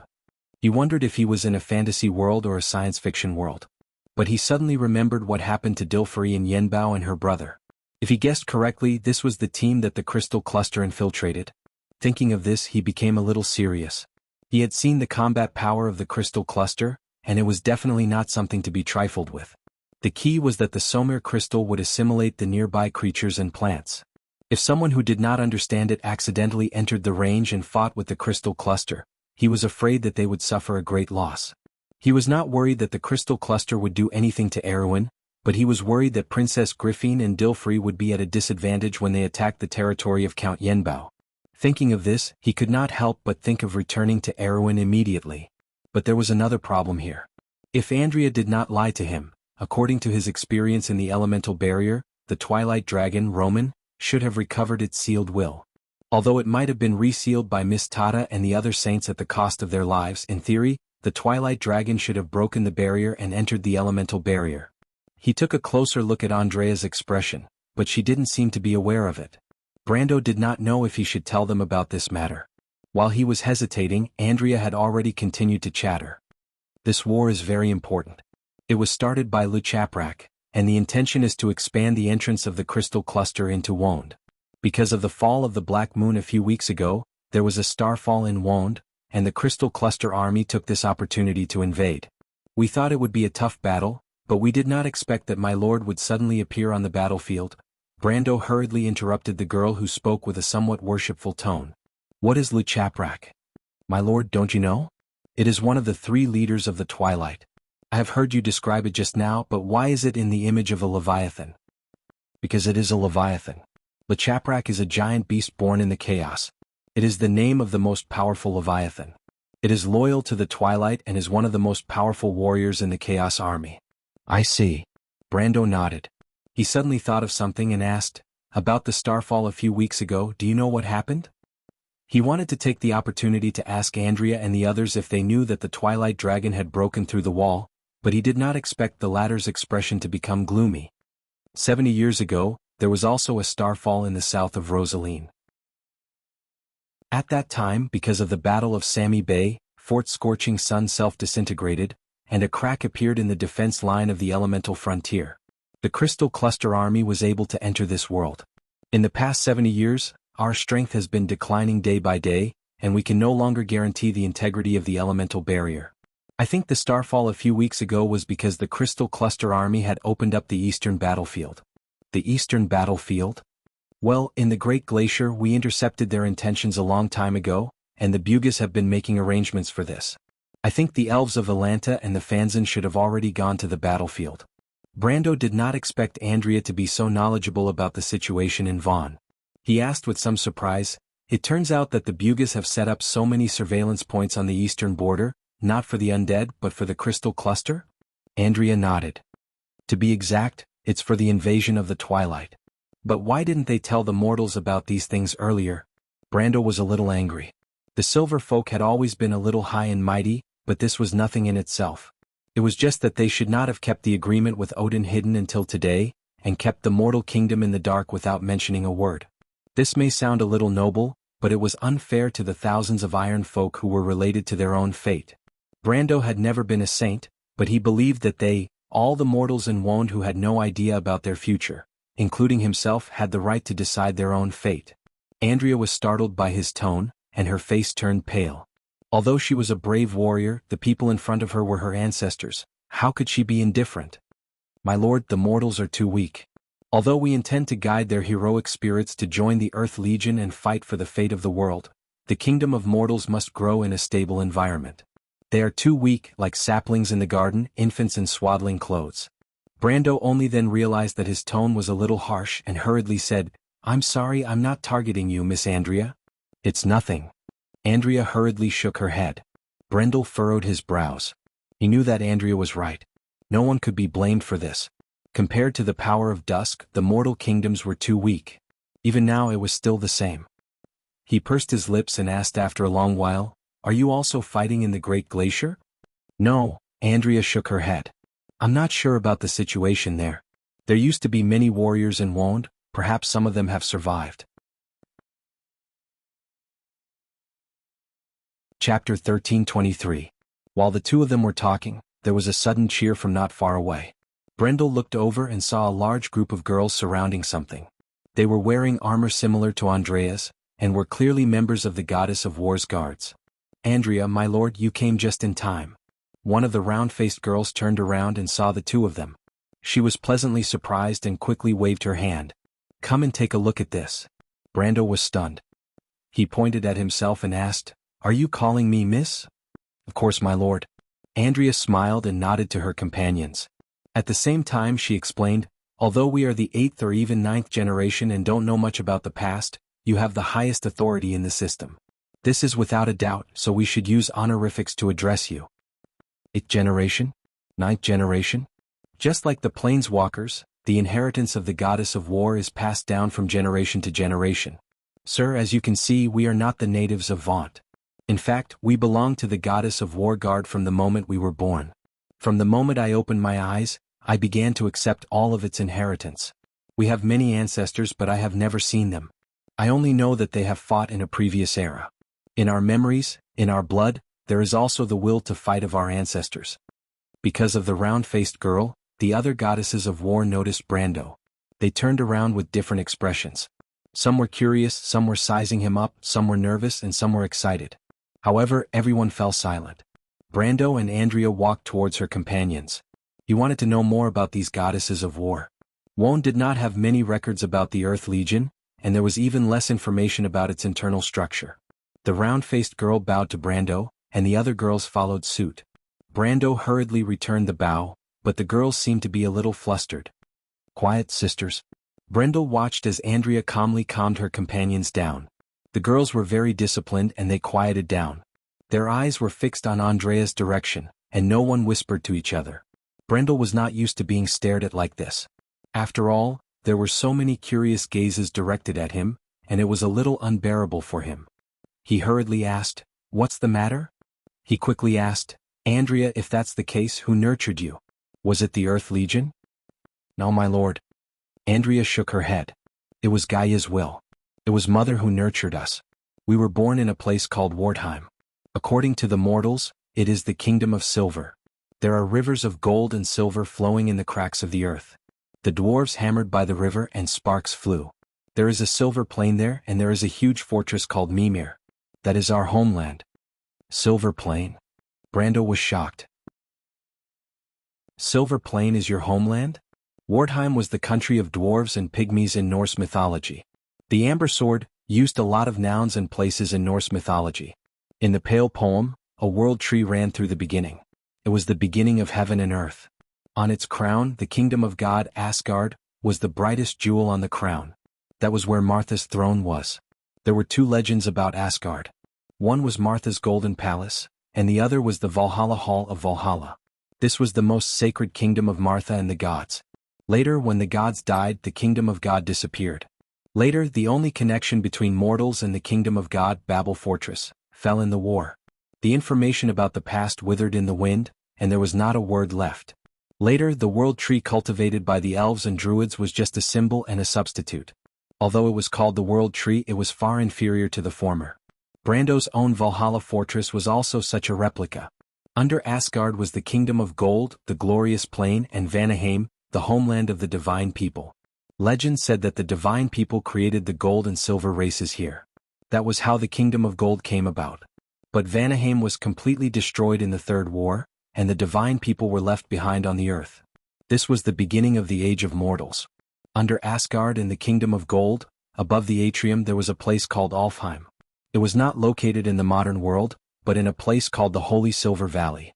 It was the country of the Silver Elves and the homeland of all elves.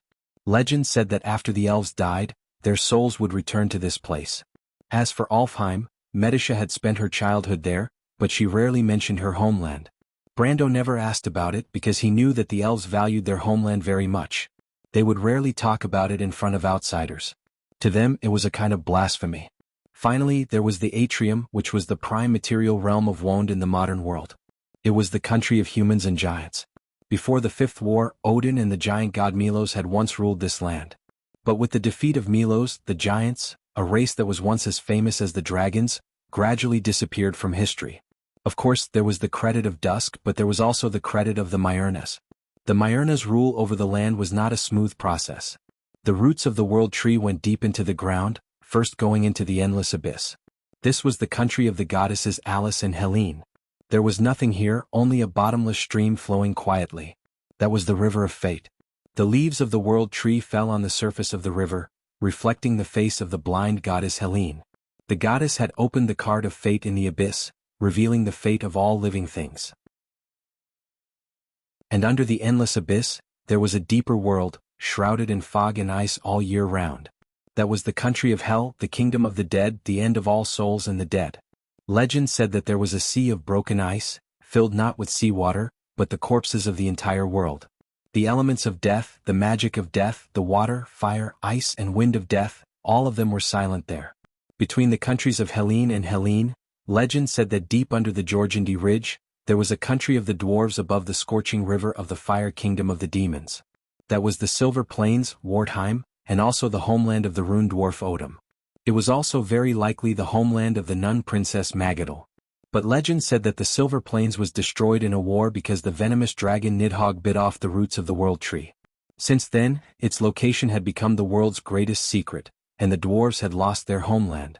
In fact, Wone seemed to be intact on the surface, but the few worlds that were connected to it had already been destroyed. First, it was the divine kingdoms of Asgard and Vanaheim, then the Silver Plains, and now the elemental barrier had been completely destroyed. If not for that, the Twilight Dragon and its army would not have been able to invade this world so easily. Andrea nodded silently and replied with a little nostalgia, "Yes, my lord. Our homeland is the place called the Silver Plains by the mortals. But in fact, the Silver Plains is only a corner of Wardheim. There are many wonders in that world, such as the river of lava, which is connected to the scorching hell. At the same time, that river is the starting point of Wone's time. It is the opposite of Helene's river of abyss, which is the end of Wone's time." But wasn't the Silver Plains destroyed because Nidhogg bit off the roots of the world tree? "It was Wardheim that was destroyed, my lord," Andrea replied. "After Wardheim was destroyed, the Silver Plains was lost in the void.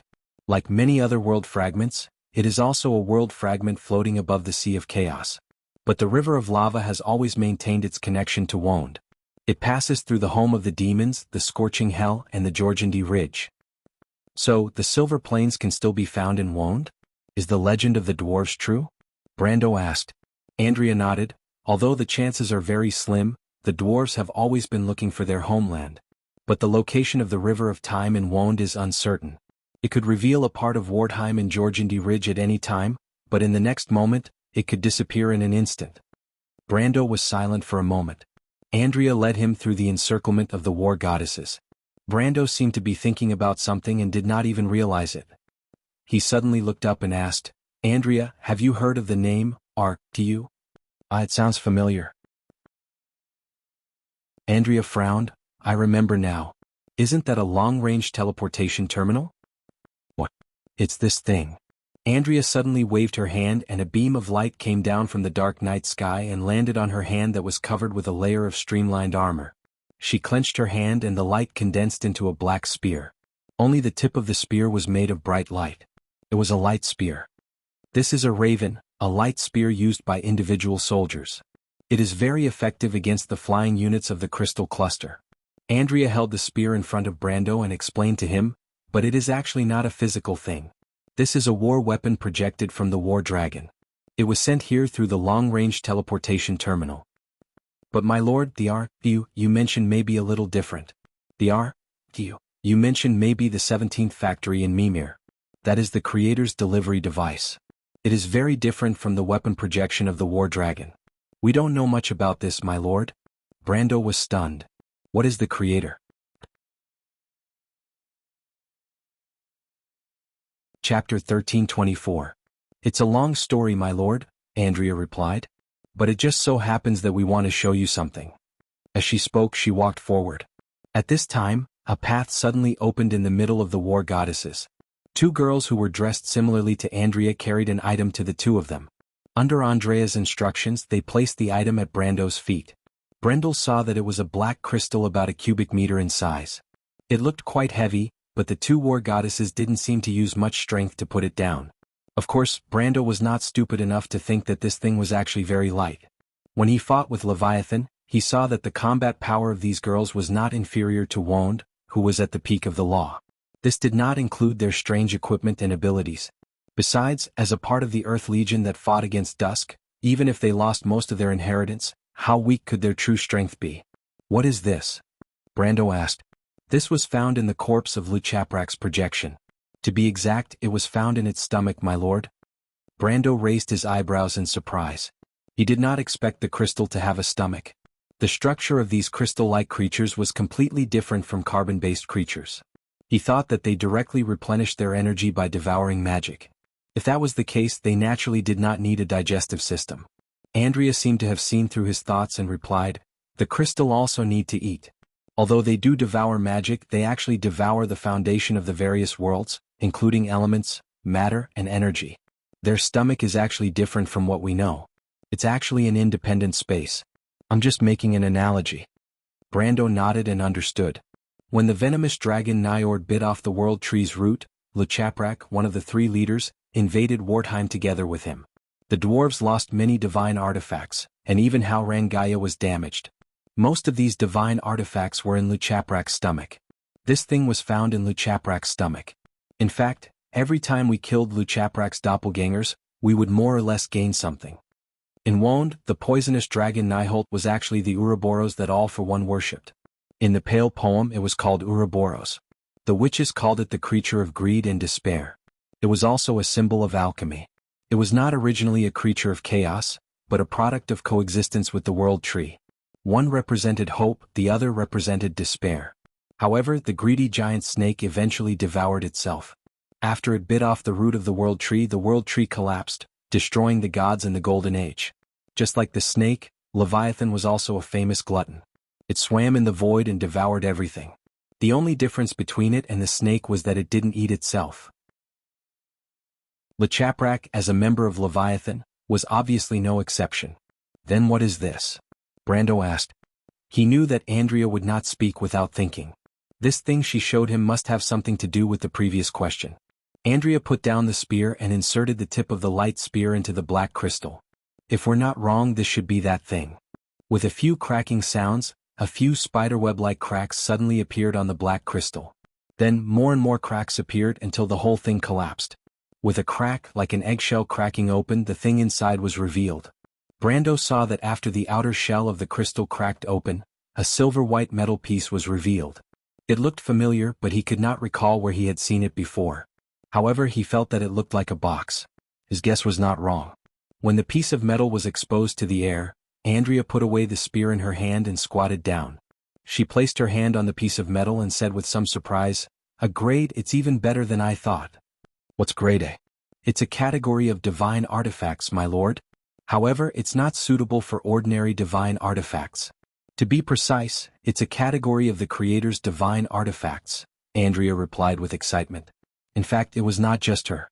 Almost all the Goddess of War girls around them were surprised. Obviously, they had never seen such a high-grade item before. "My lord, your luck is really good," Andrea praised from the bottom of her heart. Brendel thought to himself, "I'm a little prince with a black face, and I'm practically a match made in heaven with Senior.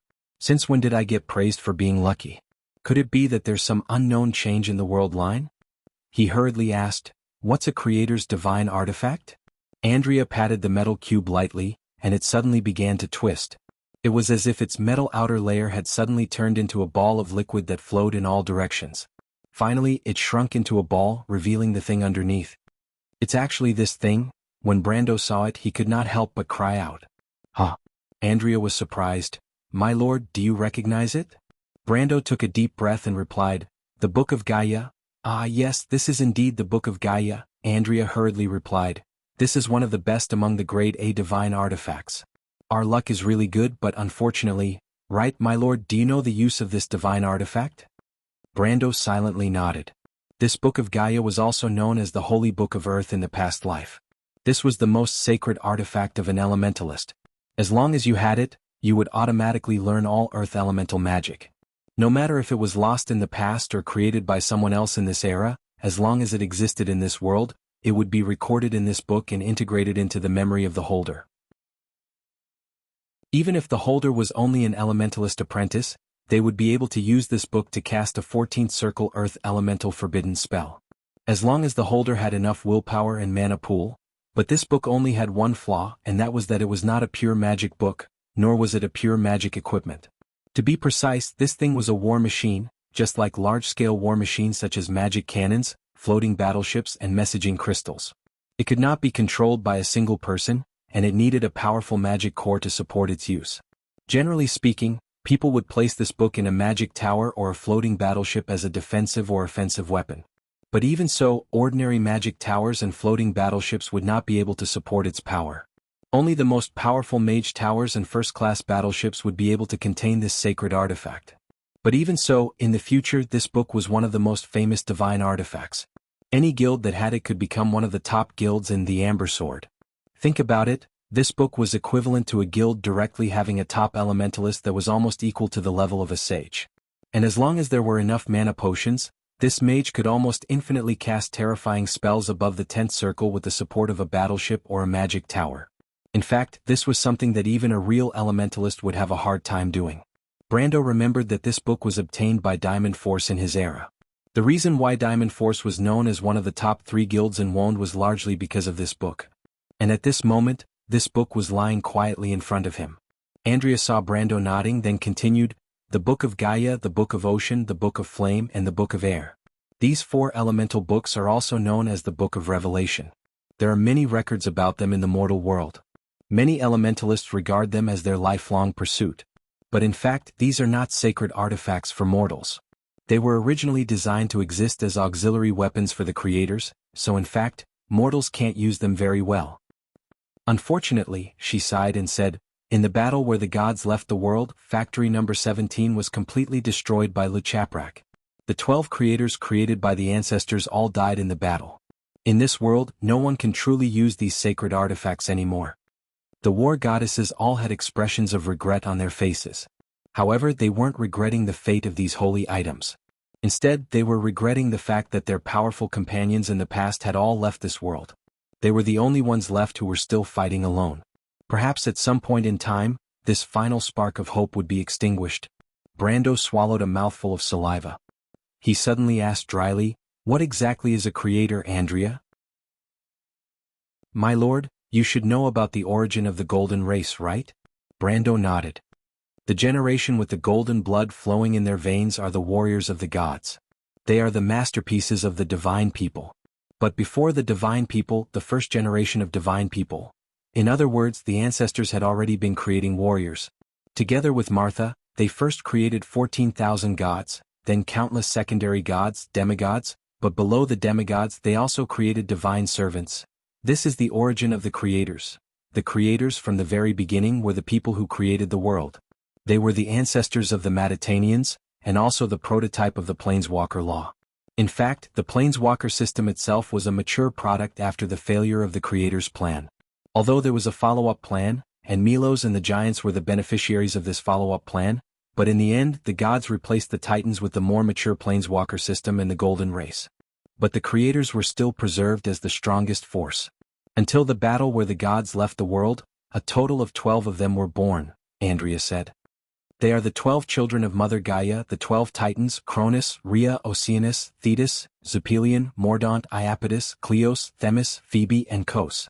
Although there was a 13th creator, the omnipotent creator, Eve, but unfortunately, after the destruction of Factory Number 17, everything became a mystery, and this 13th creator never appeared again.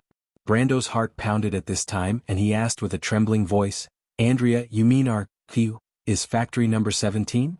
At least part of the long-range teleportation terminal, my lord? There are only 12 creators? Or 13? Andrea nodded. I have a question, for example, Brando asked carefully, for example, if there are still creators alive, what form should they be in? Andrea thought for a moment and shook her head. I don't know, my lord. I have never seen them, but they are very likely to be very different from us. As far as I know, they are the same as the first generation of gods. They are not real creatures, but creatures driven by the spark of God. Every creator has a powerful spark of God. Spark of God. P.S. There is a new moderator in the book review section, OTL. I only recently found out how Chidian's new system manages the book review section. When I went through it the other day, I found out that there were several applications, but I didn't know. It felt like an avalanche. Chapter 1325. Year 376 of the First Era. At the end of the Year of the Sword, everything withered and winter came. After a long time, we will remember what happened in this month. Opsum, north of the Evergreen Corridor, a small town east of Metz. Along the frost-stained mountain road near the town, people were retreating with their heads down. A few long lines were winding through the forest in the early winter. People stepped on the shallow layer of snow and creaking broken branches in silence. Rows of knights walked past. Their bright armor was stained with dirty blood, their spears were full of holes, and their flags were drooping with holes of all sizes. Duke Odwig's face was covered with dust. His hands were bent like chicken feet and he could not stop trembling. His exposed fingers were covered with blue and red frostbites. He could only subconsciously grab the reins of his horse. He looked at the scene in a daze as if he had not woken up from that nightmare. Of course he would rather not wake up so that he would forever be immersed in that dream. Let time freeze at the moment when the crew's knight charged. It would be better if he never woke up. A few dragons flew to the south in a panic. When they swept past the hills, they brought a gust of icy wind, causing the pine trees to rustle. The people who were like walking corpses looked up and looked at the scene with blank eyes, but no one complained. The eldest prince of the crew's kingdom sat on his saddle, motionless like a puppet. His dark eyes kept changing colors, as if he was still reenacting the horrible scene that he saw that day. The figure that flew across the sky was slowly falling.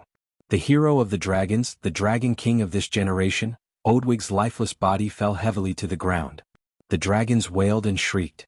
Their mutilated corpses fell like raindrops. A huge black hole floated in the middle of the sky. Terrifying and ferocious creatures emerged from behind the black hole. They were its past masters who had left this world for countless years. They were the giant god Milos and the dragon god Bahamut. They had returned to destroy their own people with their own hands. On the ground, the complete defense line retreated bit by bit and completely collapsed. Many people knelt on the ground in despair, crying, praying, begging, hoping that Martha could save them. But they did not get a response. There was only endless darkness, pain, and slaughter. The will of dusk swept across the entire battlefield and looked at all of this coldly. Then it silently looked away. Thousands of worlds were destroyed, but in its eyes, it was just a moment. The empire was finished. This mortal kingdom that had been established for more than 1,500 years had a glorious past and a long history. Its magnificent palace was engraved with words, murals, and carvings about the past of glory. Under the continuous heavy blows, it was like a proud knight. He was severely injured, his helmet cracked, his sword broken, and his blood stained the battlefield. But he still held his head high and stared at his enemies with a determined gaze. While the Tamil poets used their emotional and impassioned elegy, he breathed his last breath. His fall was destined to completely rewrite the history of the entire continent. However, the people who were trapped in the harsh winter and quagmire for a year were unable to spread the news immediately. The wilderness of the Four Realms and Anzaruda were separated by the calamity of the Black Moon's fall. In large areas of no man's land, the elves tried their best to salvage the losses caused by the calamity at the border. They didn't know that time was passing by in silence.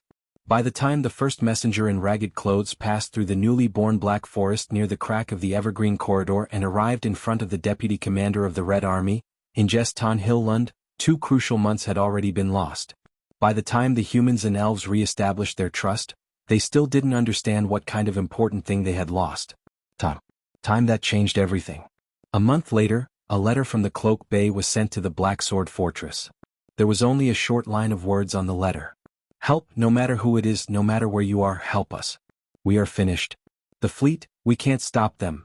The signature on the letter was concise and powerful. Chris Goldshield, Earl Goldshield. The pride of the nobles of the Cloak Bay, the uncle of the Silver Queen, the husband of Princess Valerie, the high-spirited and famous admiral of the Imperial Navy, revealed a kind of gray and withered despair between the lines of this letter, as if it was the last words of a dying man. He used his own seal at the end of the letter as if it was stained with blood. The red mark seemed to indicate an ominous bloody future. Freya rode a horse and stood on a hill near Winomar, watching the army of the undead that was retreating from the lakeside area below. The first snow of Erwin had yet to fall, and the wilderness was still bleak in the autumn evening. Bare branches grew in clumps, and the ground was covered with a thick layer of fallen leaves. The tall gray Karsuk horse stood in a patch of heather, carrying its master on its back and constantly swinging its tail to drive away insects. Behind the horse, the soldiers looked at their commander with admiration, and some of the young knights even had adoration in their eyes. Just 2 months ago, with the help of the counterattack of the Queen of Banshees, Yalvit, Erwin attacked Ladios from both the left and right flanks at the same time, thus winning the first great victory since the Second War of the Black Rose. In that battle, Freya led the Valkyries and decisively cut into the junction between the two undead legions. She took the lead in the battle, shouting the name of Erwin on the battlefield, like a flag that led everyone to advance.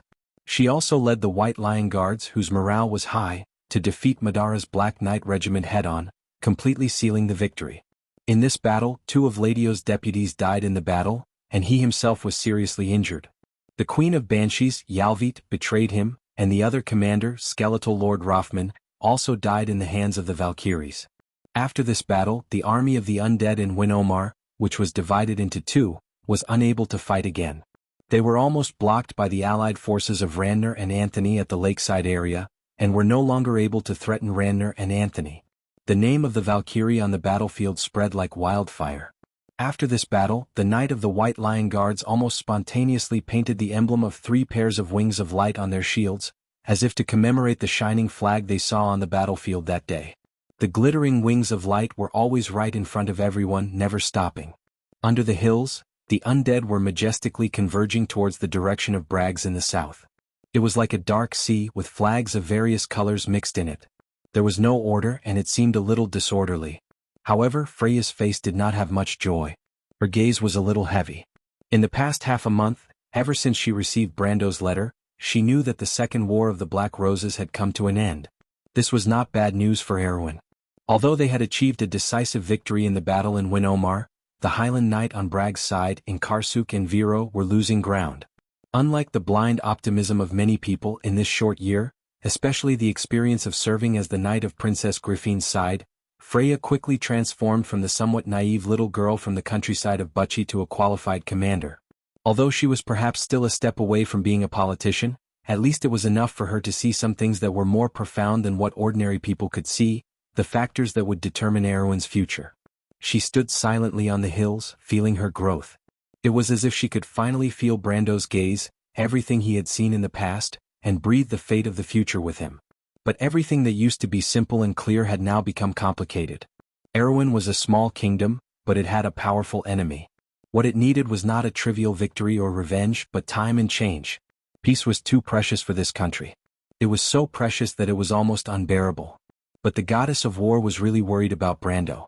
The letter mentioned the reason why His Majesty the Emperor of Madara and Erwin had reached an agreement. Madara's invasion of Erwin was due to a long-standing misunderstanding and mutual distrust between the two sides. Hatred had blinded the eyes of both the living and the dead.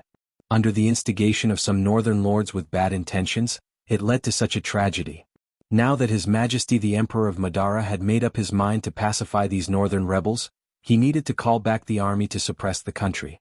And the Black Rose of the Roman Empire and Erwin, a small kingdom in a corner of the country, should put aside their disputes.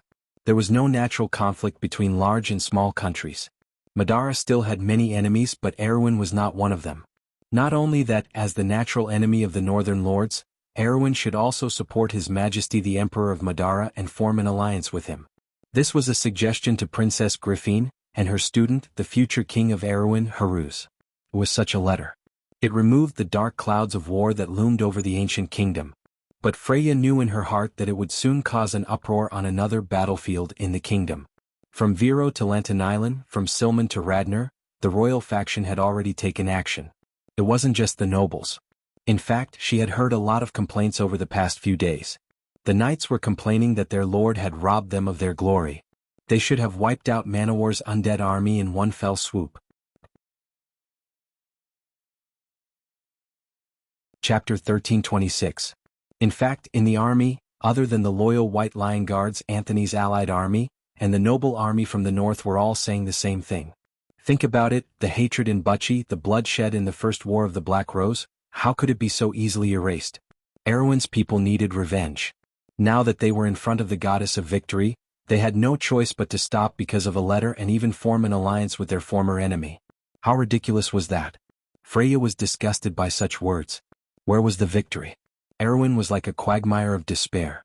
Manowar's partial advantage could not change the final result. Even this slight advantage was obtained by chance. Although everyone here called her the goddess of war, Freya's heart was clear and rational.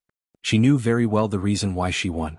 It was not because of her personal bravery, nor was it because of her keen senses on the battlefield. It was not because of her excellent commanding ability, nor was it because of her unwavering belief in victory.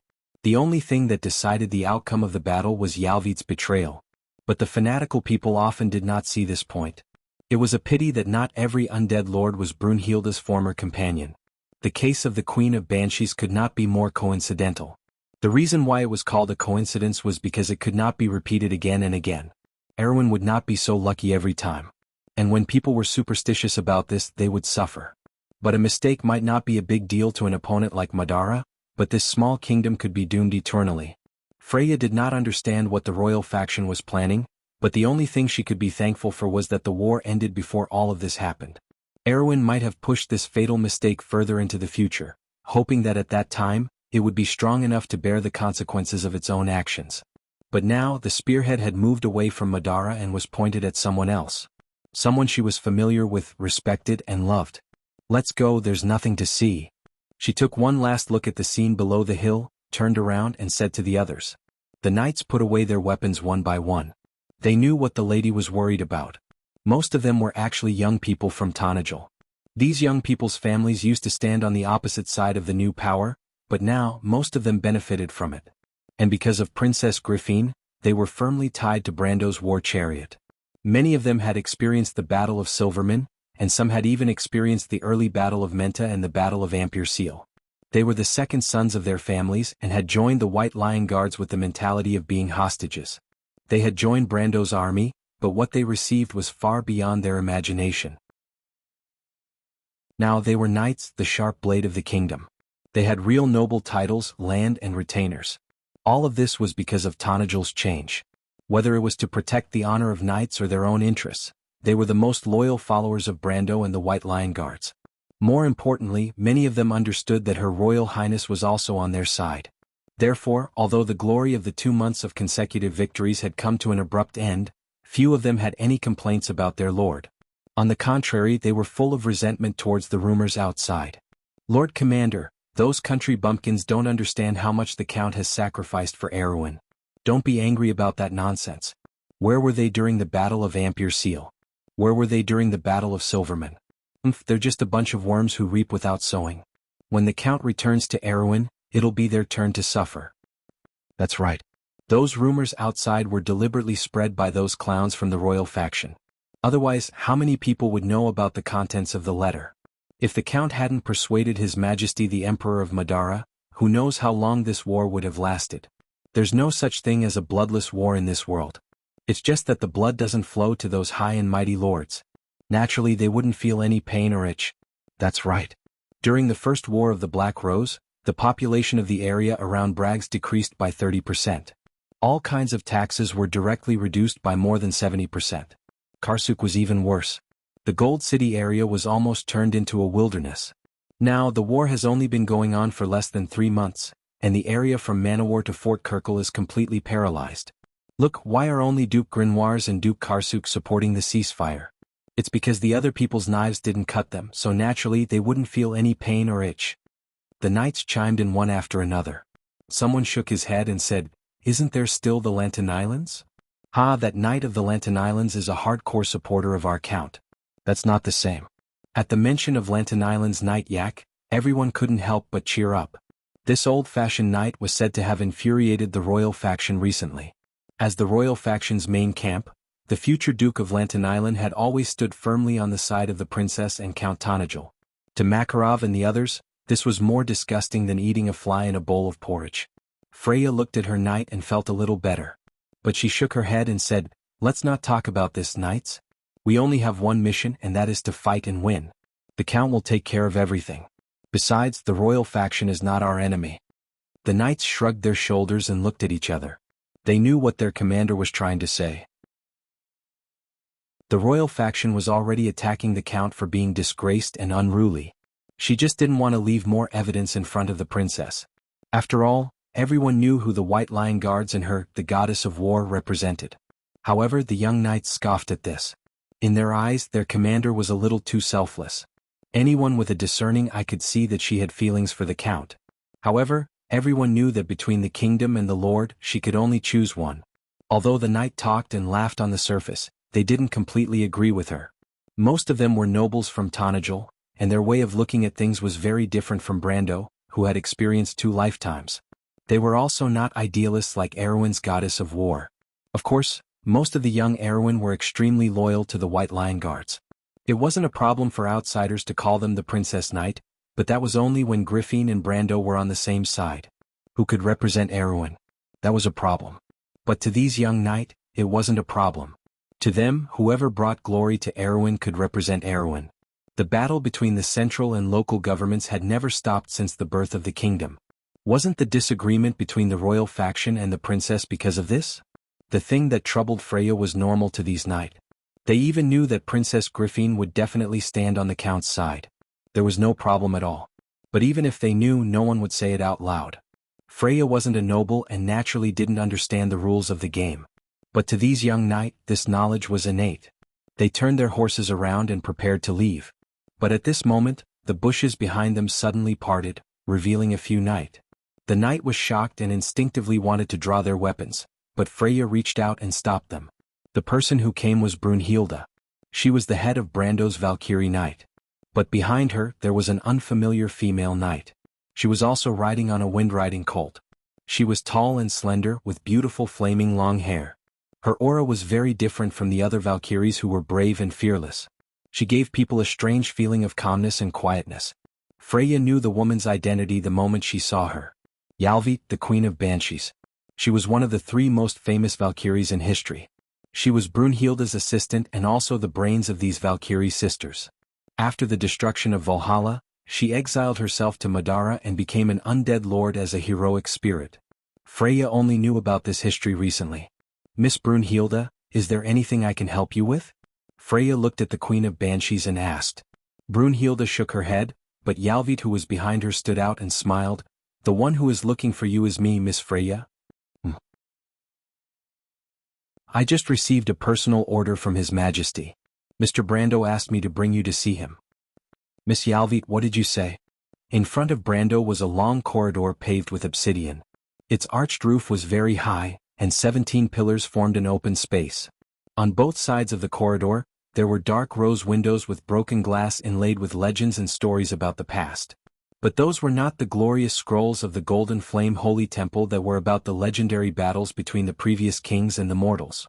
Instead, they were some obscure, depressing, and even dark legends. He took 2 steps forward and raised his head to look at this holy temple that had existed for thousands of years. The most sacred place of the Roman Black Rose. Holy Temple of the Dying Moon. P.S. I accidentally caught a cold. I originally wanted to rest, but after thinking about it, I insisted on writing 2 chapters. The weather is cold, everyone take care of your health. Chapter 1327. In the middle of the gloomy hall stood a majestic statue of a goddess. The goddess wore a linen robe and held a fir staff in one hand. Her other hand hung naturally by her side, and a giant spider crawled at her feet. This was the image of the goddess of the dead moon, Koss. Legend has it that Kleis was one of the many incarnations of Martha in the mortal world, so the undead often believed that they worshipped Martha. The atmosphere in the temple was somewhat solemn. Under the arches, many acolytes in black robes were prostrating, softly chanting scriptures in praise of Kleis. The chanting of scriptures from far and near gathered together, echoing in the hall. Brando looked at this scene with a solemn expression. The sound of footsteps came from behind him. Andrea was not far behind him, just a few steps behind. She looked around the hall and asked a question that was unrelated to the hall. Why did the Queen of Madara suddenly summon us? Brando shook his head silently. How would he know? Maybe it was a whim, or maybe it was because there was substantial progress in the negotiations between Delphian and the former, or maybe there was a reply from the envoy sent to Erwin, or maybe it was because of some other reason. Delphian's negotiations had come to an end a week ago. There was a thick stack of agreements and secret agreements signed in all aspects. Generally speaking, the clauses were beneficial to Erwin, including the undead's unconditional end to the invasion and the return of Butchie. The Prime Minister's daughter had done a good job, and could be said to be perfect. He knew that some of his decisions might cause some people in Erewhon to dislike him, or even harm the interests of others, but this was not a big deal. These clauses could shut anyone up. Unless those people thought that he had the ability to take back Butchie. This was only the agreement on the surface. In private, Brando's request was very simple. During the War of the Black Rose, including the undead lords who participated in the massacre of Erewhon citizens before the war, they had to be punished. Regarding this point, he did not intend to compromise from the beginning. If repaying Butchie was Erewhon's bottom line, then this was his bottom line. But what he did not expect was that he and the Prime Minister's daughter thought that the negotiations would fall into a difficult negotiation. They were even prepared to face a stalemate, but the Queen of Madara was surprisingly ruthless. She abandoned almost everyone on the list, leaving only a few undead lords that Brando and Delphian had used for bargaining. These undead lords' crimes were relatively light, or rather their crimes were based on false rumors. Even the Lord of the Black Plague, who was loyal to her, was mercilessly abandoned by her. Such ruthlessness shocked Brando and Delphian. The Queen of Madara's behavior was somewhat unusual. She seemed to be too accommodating and obedient to the negotiations. For a long time after that, Brendel and Delphian thought that the Queen was up to something. But after half a month of being cautious, Erewhon sent news that the Second War of the Black Rose had ended, and the undead had withdrawn from Erewhon as promised. It was under such circumstances that he was summoned by the Queen. In the past few months, many things had happened. The undead had clashed with the Crystal Cluster a few times in the south of the Sea of the Dead Moon, but not every time was as lucky as the battle at Finhodos. Although the Roman Black Rose had stabilized their position at Finhodos, overall, the undead were steadily losing and retreating in the south. Fortunately, Madara's territory was vast. Even if the Empire lost large areas of land in the south, it was not a big deal to the Empire, not to mention that most of the vast land was not under the rule of the Mercury Staff. After that, they returned to the land of Everdeath with the Queen of Madara. Overall, the central area of the Empire of the Dead Moon was still stable and was not greatly affected by the upheaval of the Empire. On one hand, it was because very little news had spread out, but on the other hand, the upheaval was not a big deal to Madara. After all, it was year 376 of the First Age, not 60 years later, and not the middle of the Second Age. In this era, the Mercury Staff only ruled the land of Everdeath, the central area of the Sea of the Dead Moon, and some of the prosperous areas bordering Erewhon. The Queen claimed that the undead of the north and the east and the liches of Balakarivo were the enemies of the Empire. Was that not a normal thing?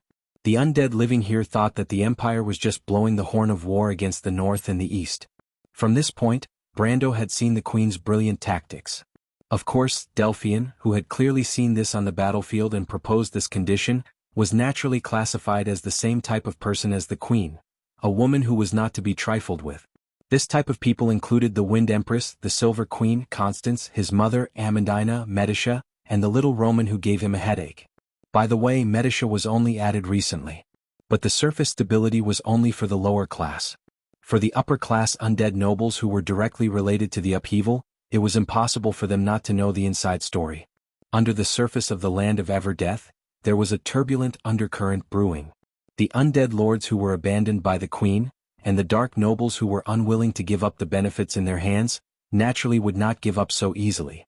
In the short span of 1 or 2 months, the Queen of Madara had already clashed with the forces represented by these vested interests many times.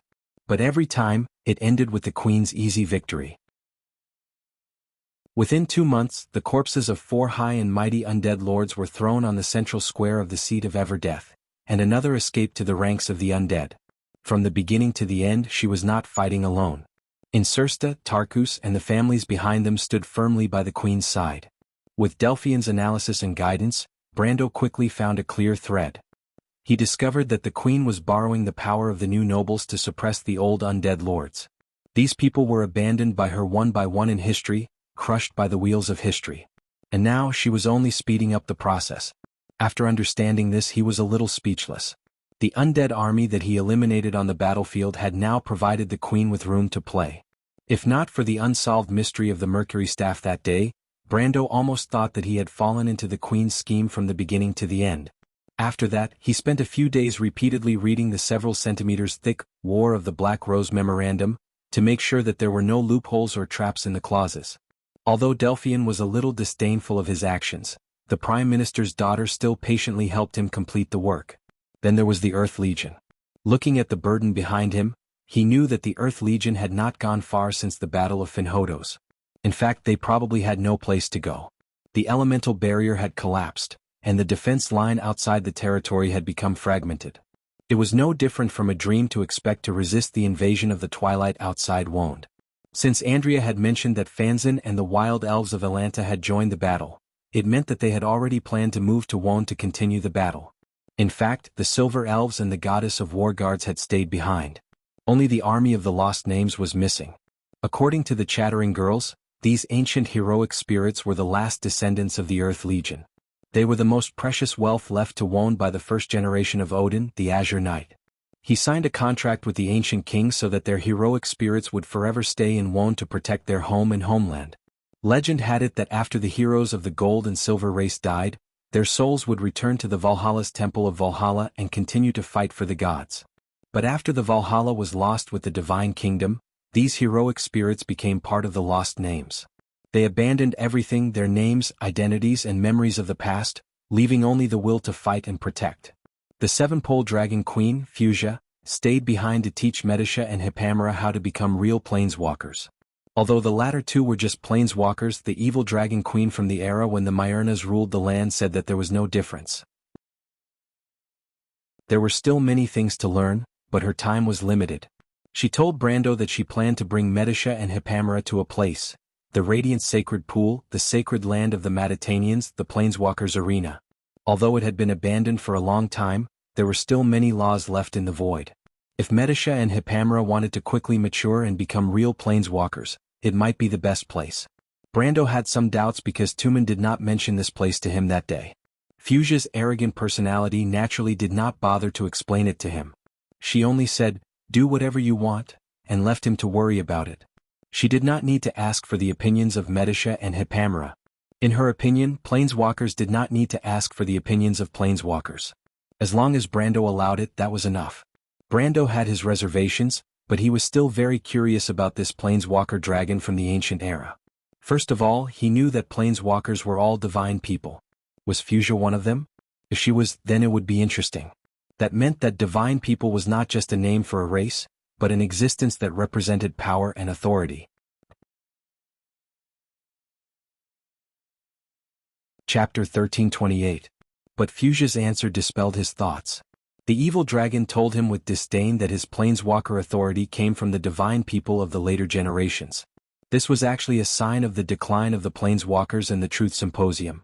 The planeswalkers' authority was bestowed upon them and not innate. In the era of the Myrnas, most of the planeswalkers' inheritances came from here. For example, Odin, Kelsey, and Tumen were not pure-blooded divine people. And it was precisely because of this reason that planeswalkers had declined from generation to generation, because in fact, the existence of this great profession in Vaunt had already lost its foundation. Although it was struggling at death's door, as long as the divine people did not return to this world, then one day this name would completely become history in Vaunt, just like what he saw in the game.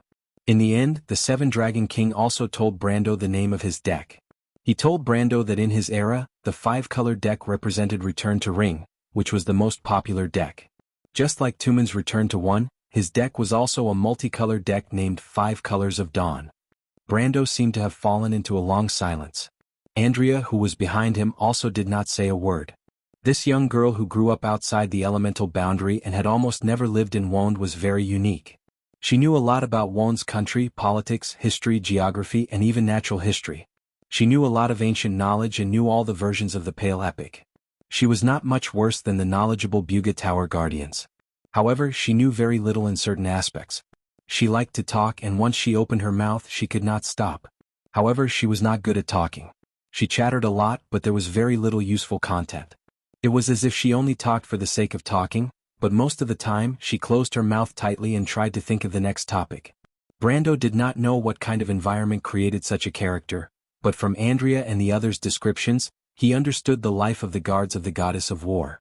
They were born in war and died in war.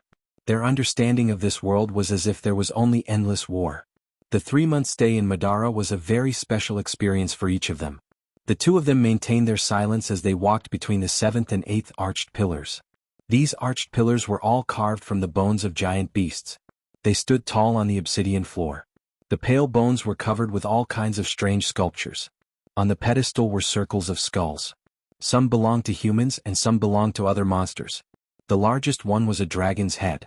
There were a total of 17 arched pillars here, and 17 skeletal dragon corpses were pressed under the arched pillars. The humming of the acolytes surrounded the pillars, which were so thick that it would take more than a dozen people to wrap their arms around them. The ferocious sculptures on the pillars lingered on the arched ceiling of the hall. This surprised Brando. He did not expect the followers of the dead moon to be so devout. This was because he had not seen such a scene in the Holy Cathedral of Fire, the Holy Cathedral of Wind, or anywhere else. Even in the morning and evening prayers of the Leo Palace, it was rare to see such a look of reverence on the faces of the priests and priests. Brando could easily see that it was reverence, a deep fear and worship of the mysterious existence. In the era of the gods, such reverence was understandable. But after the gods left, it had been many years since such an expression appeared on people's faces. The atmosphere in the hall was a little oppressive. He did not know if this was the atmosphere unique to the place of the undead, or the solemn mood of the acolytes. But as he walked forward, Brando's mood began to become a little heavy. "Have you met Princess Magadol?" He had to take the initiative to find a topic to ease the tension. He knew that if he did not speak, Andrea's question might be the only conversation they had on this journey. After familiarizing herself with his personality, Andrea always seemed to be particularly restrained in front of him. Andrea nodded excitedly. "That princess must be a creator. Although I don't know if she is the legendary Eve, she should be an all-round creator. This can't be wrong. Our organization may be different, but we are still somewhat familiar with the creation of Gaia's will." Brando knew that the creators were divided into two types. One was a warrior and the other was a wizard. Just like the two main classes in Wand, although there was also the ranger, nightingale and magic swordsman, in essence, Wand only had two main classes, magic and physics. The rest were just branches of these two main classes. Among the 12 titans, 8 were warriors and 4 were wizards. Wizards were much rarer and more precious, and those auxiliary divine weapons were specially made for them. Warriors, on the other hand, usually wore armor and wielded great swords. They relied on their own combat experience and physical strength to fight. But in order to create a more perfect creator, Gaia created the all-round 13th person. According to Andrea, Magadol's strength and magic level may be far inferior to the warrior and wizard-type creators, but being all-round meant that there were no obvious flaws. Especially when it came to fighting alone, she completely surpassed her predecessors in all aspects. Brando was originally worried that the nun princess might not be able to accept the fact that she was created as a weapon of war. But it turned out that he was thinking too much. When he told her his guess, she did not show too much shock. Perhaps it was because the conversation between Brendel and Blanc had shaken her enough, or perhaps it was because the princess seemed to have finally found a way to pursue the life she wanted. She quickly accepted the fact. In fact, she had been trying to manipulate the Book of Gaia under the guidance of the war goddesses. That was the reason why Brendel asked Andrea so many questions. But she's not improving very quickly. Andrea was slightly disappointed when she mentioned the princess. "I wonder who was teaching her before this. If I find out, I'll definitely teach him a lesson. He's simply misleading her.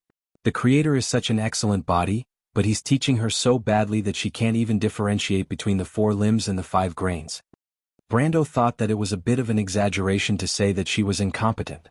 But of course he understood that in the eyes of little girls like Andrea, those who did not know how to fight were no different from parasites. He could not help but wipe away the cold sweat in his heart because he remembered that one of the nun princess teachers was the great sage Vala. Is it because the fire seed is not compatible? Brando suddenly thought of this. The fire seed of God, used by the creators, was actually the source of the god's power. It was the flame of divinity. Although the heart of the dragon was high grade, it did not reach that level, not to mention that the latter was originally a substitute. However, when he replaced the heart of the dragon for the nun princess, the core of the latter was even worse. It was almost like a magical transmission device, which was not as good as the heart of the storm in his body. But according to Andrea, the moment the creators were created, they should have a fire seed of God. Andrea nodded and said, "That's part of the reason. However, the heart of the dragon isn't that bad. Sir, in my opinion, Her Highness' current situation should be the fault of those who taught her. They actually taught her to be a pacifist. This is simply unforgivable. Brando secretly thought that the pacifist was unforgivable. Although there were many enemies in this world, there were always some who had good intentions. If the whole civilized world was full of muscles like these violent girls of the goddess of war's guards, it would be too terrible. He thought for a moment, and wisely decided not to answer this question. What does Princess Magadol think? He asked. It's okay, Her Highness is not particularly depressed. As long as her confidence is still there, then the rest is a matter of time. Andrea gritted her teeth. But we don't have much time. Brando nodded. Indeed, there was not much time left for this world. At this time, Andrea suddenly stopped and asked, Compared to this, my lord, I am more concerned about the whereabouts of that young lady. That lady? You're talking about Freya? Brendel finally realized what she was talking about. Andrea nodded. Yes, I still remember you called me Freya at that time. My lord, is that her name? Yes, at that time I mistook you for someone else because the light wings behind your back were too similar. Brando now knew that the light wings these girls of the goddess of war used in battle were called the wings of Tiamat, which came from the remote projection of Tiamat. In fact, it was the power given to them by the dragon of war. In fact, Freya's inheritance also came from the dragon of war. I can't wait to see this sister, my lord. Andrea replied excitedly. Brando did not understand her excitement. Don't you have many companions? Why are you so excited about Freya? Because she is a sister who grew up in Wound. My lord, this has a special meaning to us. What meaning? This is the goddess of war's coat of arms, my lord. Andrea pointed to the silver mark on her forehead. Our coat of arms is divided into 3 flame patterns, but my lord told us that this young lady has 5 flame patterns on her forehead. Do you know what this means, my lord? Brando shook his head. Her inheritance is earlier than ours. She could be the previous goddess of war. If her inheritance is complete, then she could be much more powerful than us. Andrea said excitedly. The key is that Miss Freya's inheritance came from the war slate, which means that this kind of inheritance can be replicated. Your inheritance can also be inherited through the war slate. Brando asked in surprise. No, not necessarily, but there is such a possibility. The war slate is actually just a medium to store information. It was created to provide the golden folk and the creator with a means to quickly absorb knowledge. Oh yes, I haven't told you yet, but the one who is most compatible with the war slate is actually Princess Magadol. She can absorb the inheritance of any number of war slates without any hindrance. The princess is a perfect warrior. What a pity. She wanted to complain again, but Brando quickly interrupted her because they had already arrived at their destination. Chapter 1329. The Queen of Madara and a priest of the goddess of the dead moon stood beside the podium. The priest was wearing a black and purple robe with a black cloak that was fastened with copper buckles on his shoulders. There was a black dragon pattern that extended to the bottom of the robe. Brando's pattern represented the status of the priests of the goddess of the dead moon in the holy temple. The lower-level priests usually wore purple moon patterns, while the higher-level priests could use cats or skeletons. The difference between the ordinary priests and the executioners. The higher-level priests and priests could use spiders, hydras, and waves. The undead worshipped the sea of the dead moon. However, only one person in the entire dead moon holy temple could have a dragon pattern, and that was the Lord Officiant of the dead moon holy temple. Brando squinted his eyes. He did not expect that the 2 most powerful figures in Madara would meet him at the same time. Although he could not remember who the Lord Officiant of the dead moon holy temple was, he at least understood that in this era, the Lord Officiant's authority was not below the Queen of Madara. He might even be more powerful. After all, before the birth of the Mercury Staff, the Dead Moon Holy Temple had enjoyed a transcendent status in the kingdom of the dead for thousands of years. Seeing the 2 of them, Andrea naturally shut her mouth. Brando bowed to the 2 of them. The queen was indifferent, but the Lord Officiant of the Dead Moon Holy Temple returned the greeting. The etiquette of the undead was very special. They clenched their right fist and placed it on their chest, and lowered their head naturally as if they were mourning. This process lasted for 2 to 3 seconds. And was the highest etiquette for the undead to show their respect for the eternal death and rest. The Lord Officiant was a human. As everyone knew, the goddess of the dead moon who represented eternal death and rest, could only be a human priest. There were no undead in the dead moon holy temple.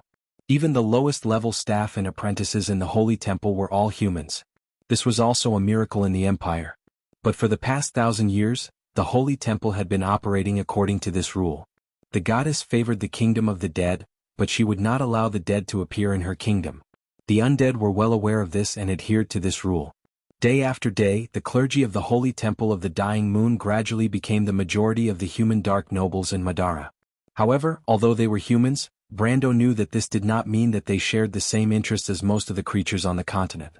Just like most undead wizards were humans, they were also the enemies of Erwin, Saint Tassel, and Cruz. Not only that, but they were also the leaders and decision-makers of all wars. They also happened to be the ones who caused the most disasters of the kingdoms. The Dead Moon Holy Temple played the same role. In Wonde, every war had a religious background, and the undead were no exception. Before the Mercury Staff appeared, they were the ones who united the undead and launched an attack on Wonde. After the Mercury Staff appeared, they once again stood behind the scenes. Brando knew that without the support of the Dead Moon Holy Temple, the Queen would not have been able to unify the land of the dead in such a short time and become the ruler of Madara in name. In the following decades, the Dead Moon Holy Temple stood firmly behind her. They repeatedly sent down the goddess of the Dead Moon's oracles to remove all obstacles for the Mercury Staff until this huge empire was established. After Brando bowed, he saw Delphian standing at the side. The Prime Minister's daughter noticed Brando's gaze and gave him a look, indicating that the negotiation was successful. Brendel heaved a sigh of relief.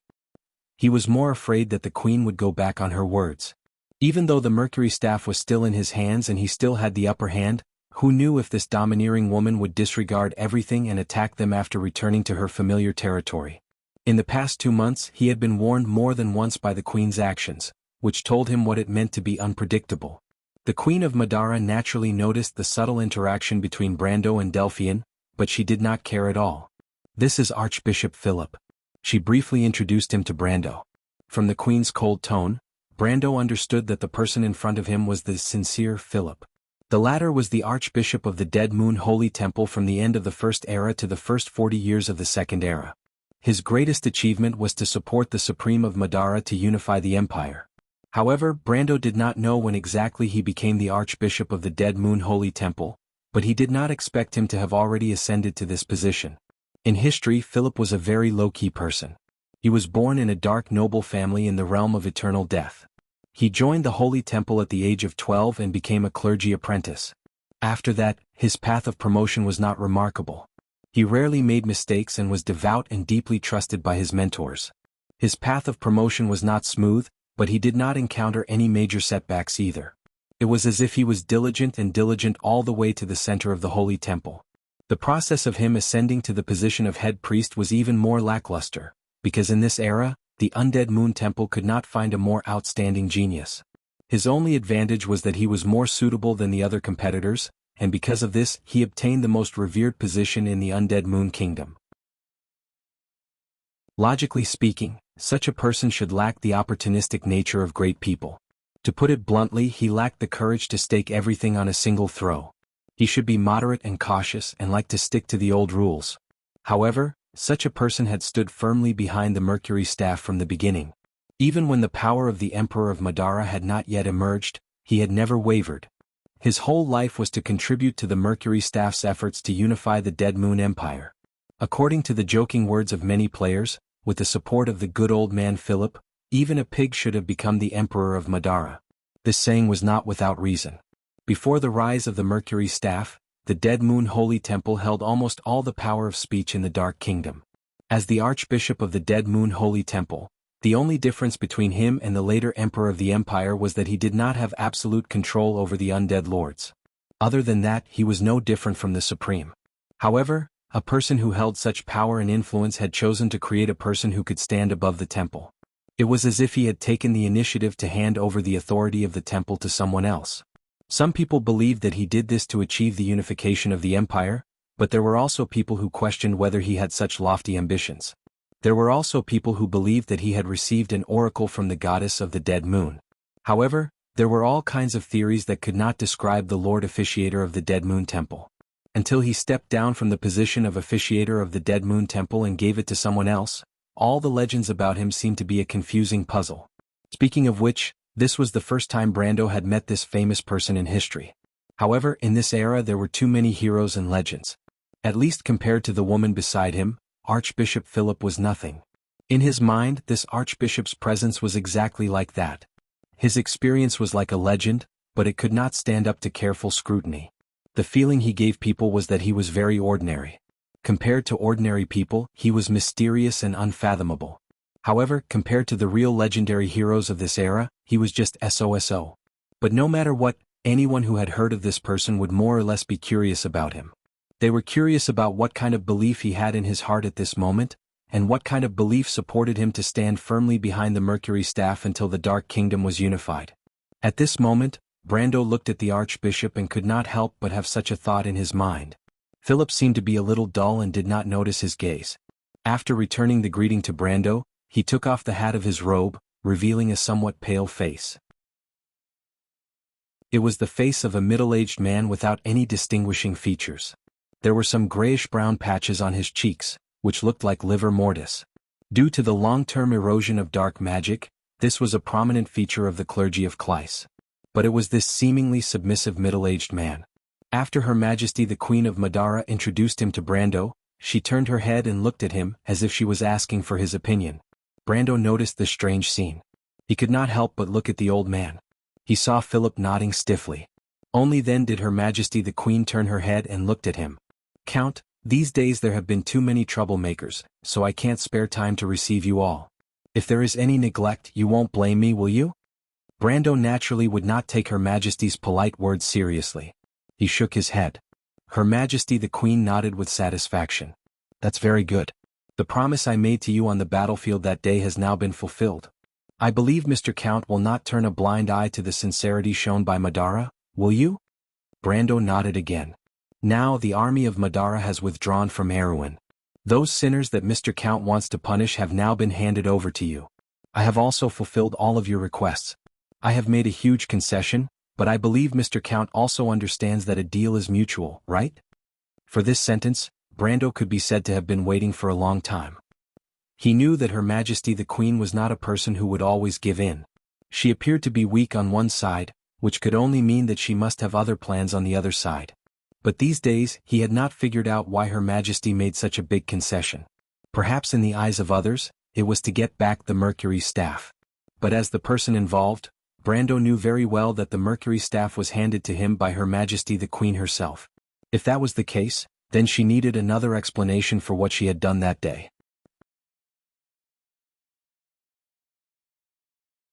Chapter 1330. Although Brando could not guess the answer, he at least understood that there would be a moment when the answer would be revealed to him. Knowing this, he could wait patiently for the Queen to make her move. But it turned out that she did not let him wait for too long. And that moment, it seemed to be now, there was a moment of silence in the Hall of Eternal Death. The chanting of the acolytes seemed to have become louder. For a moment, there seemed to be a voice in the void that responded to the chanting. That voice rumbled like thunder. The hall roared. Brando thought it was an illusion at first, but then the 17 pillars began to tremble. Some of the believers lost their balance and fell to the ground. He looked up and saw dust falling from the dome of the hall. But in such a situation no one screamed and ran away. The acolytes only chanted louder, as if they wanted to suppress the thunderous sound. The tremor only lasted for a few seconds and then it calmed down again. Earthquake. Brendel was stunned. He looked at Her Majesty the Queen and Archbishop Philip not far away, but both of them looked indifferent, as if everything that had just happened was an illusion. He frowned. The Queen of Madara noticed the look on Brando's face. She was silent for a moment and then asked, "Do you remember what I said when I handed you the Mercury staff on the battlefield of Fenhodos?" This sentence startled Brando, and he immediately threw the strange phenomenon to the back of his mind. He quickly looked up at Philip, and a little further away in the hall, there were a few undead lords whispering to each other, and there were two high-ranking priests beside them. Although the Queen's voice was not loud, it was not soft either. In Brando's opinion, many people in the hall should have heard this sentence. But Madara's face did not reveal too much of an unexpected expression. She paid attention to Brendel's expression as though she saw through his thoughts and explained plainly, "Don't worry, everyone here has the right to know what I'm about to say. They are all my trusted aides, and Archbishop Philip is also a trustworthy person." Brendel noticed that the old man's expression did not change. It was obvious that he already knew about this secret. He then looked at the others. Sure enough, other than him and Delphine, everyone looked as if they were already prepared. Brendel furrowed his brows and wondered what she was trying to do. With this thought in mind, he replied carefully, I wonder which sentence your majesty is referring to? The Queen of Madara immediately answered, the sentence I said when I handed the Mercury staff to you. I asked you at that time, do you understand what the responsibility it represents? Do you remember how you answered me? Brando shook his head. He did not remember this kind of thing. At that time he was completely immersed in controlling the 5 sacred swords and accepting the authority given to him by Kai. He only vaguely remembered that the queen said something related to responsibility, but at that time he did not take it to heart. You said the same thing to me back then, Count? The Supreme of the Undead said. You shook your head at me, but it doesn't matter. I still gave you the scepter that represents the supreme power. Because no matter whether you understand it or not, since you have made a choice, you must bear this responsibility. What do you mean? Do you understand what the Mercury staff represents? The Queen of Madara asked. Are you talking about the symbolic meaning of the staff in the kingdom of the Dead Moon, your majesty? The queen shook her head. That's not the most important thing. You have 5 of the 7 sacred swords.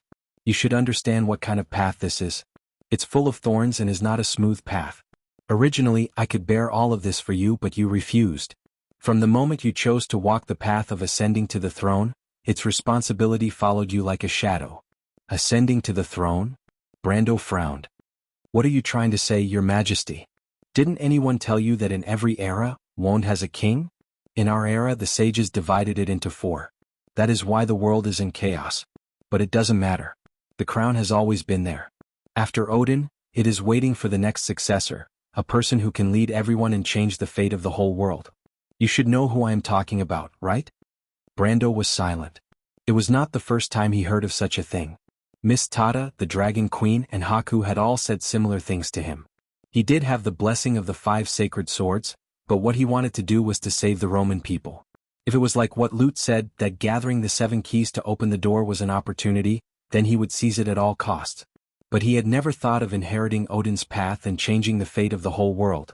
It was not that he belittled himself, but he believed that the opportunity that Martha left for the mortals was definitely not such a choice. Because no one could control the fate of others. This era of mortals was born because of this. Ever since the star fell to the earth, Odin and the 4 sages, as well as the many divine citizens of the Truth Symposium, the gods and their followers, as well as the countless successors behind them, countless people had sacrificed and bled, struggling and shouting unyieldingly. The mortal world had staggered forward and reached this point. But in this era they had to turn back and let everything go back to the beginning? No. Brando silently denied this in his heart. He did not think that this was the right path, just like his sonorous refutation in front of the Silver Queen that day. Because in this era, countless people were fighting for their own fate, for their homes, for their loved ones. The figures of Freya, Princess Griffin, Haruz, Kargleis, the people of Abes, the young people of the White Lion Guards, the Knight Eco of Lantanailan, and the King of Sherman appeared in front of him. Even in this small kingdom, people were still fighting for a chance to live, even if what they did was not worth mentioning in this magnificent era.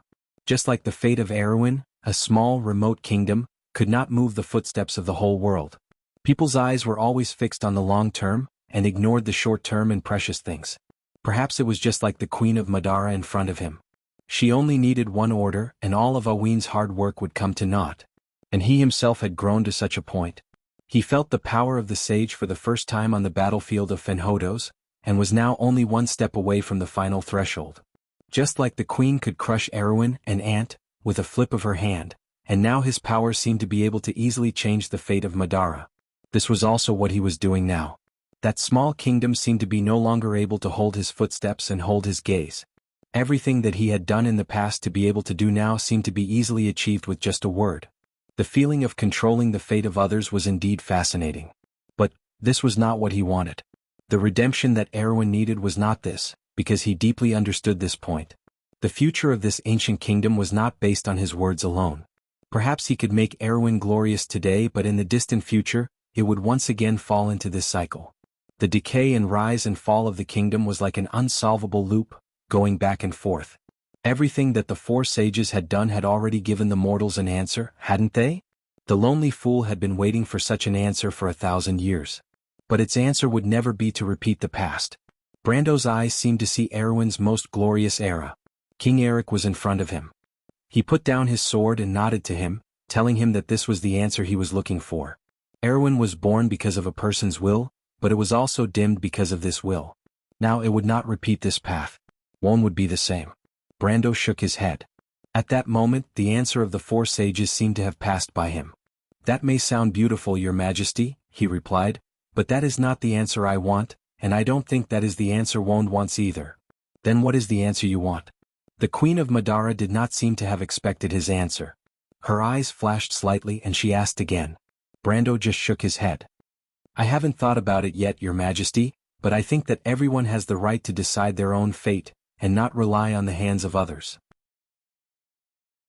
Everything that one cherishes should be left to the whims of others.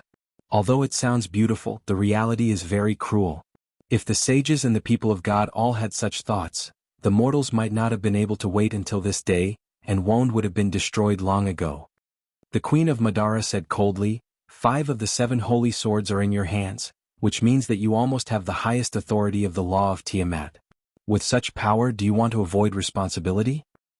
I've never thought of running away from my responsibilities. I will face Dusk head-on, but not as a savior, just because I'm also a member of Vaunt, so I have interest to fight for it. Besides, I am not only fighting for it. Brando replied quietly, I will fight for everything that I cherish, even if it will be destroyed in the end. But Wond needs this redemption. This is my redemption, Your Majesty. The mortals, including you and me, will personally experience this war because it belongs to each of us. No one is an exception. Perhaps one day, we will understand what the opportunity Martha left for us is. The Queen of Madara maintained a calm expression and looked at him coldly. Very good, she replied.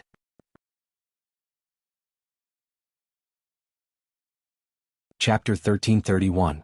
Very well. When Her Majesty the Queen said this, a sudden tremor came from the direction of the altar of the goddess of the dead moon. It was as if something had crashed into the temple. That thing must have been a giant beast the size of a mountain. The whole hall of the dead moon shook with a loud bang. The white bone pillars creaked strangely, and the arches above their heads buzzed. It was as if the whole world was shaking and sand poured down like a waterfall. Andrea took a step back and stabilized her center of gravity. She raised her head, her silver eyes revealing a look of vigilance. Unknowingly, a pitch-black spear had appeared in her hand. It was her light spear Raven. Brando's body shook, and he immediately looked around vigilantly. This tremor was clearly of the same origin as the one he felt a moment ago. His first thought was that the Eternal City was experiencing an earthquake, but it was at this time that the third tremor came. This tremor was more obvious than the previous two. The entire hall of the dead moon suddenly shook, and everyone in the hall had an illusion that the hall had moved by 1 or 2 centimeters. With the sound of glass shattering, the rose-arched windows on both sides of the corridor that depicted the classic legends of the Dark Codex shattered at the same time. Whether it was the Dragon Slayer Hudson, the advent of darkness, the first rising of the dead moon, Ben Burton and his followers, or even the blood and the lamb, they all fell from the windowsills and fell heavily to the ground, shattering into colorful glass shards. The followers in the hall moved forward and backward like waves, and the followers who lost their balance fell to the ground in rows. It was as if an invisible scythe had swung over the heads of the crowd, and where it passed, the crowd immediately became shorter. Gotcha. Brando seemed to hear the sound of something cracking. The sound came from the front of the hall, and he and Andrea subconsciously looked up. The two of them were surprised to see that on the holy statue of the goddess of the dead moon, which was more than 10 meters tall, there was a crack that was a few centimeters wide starting from the neck.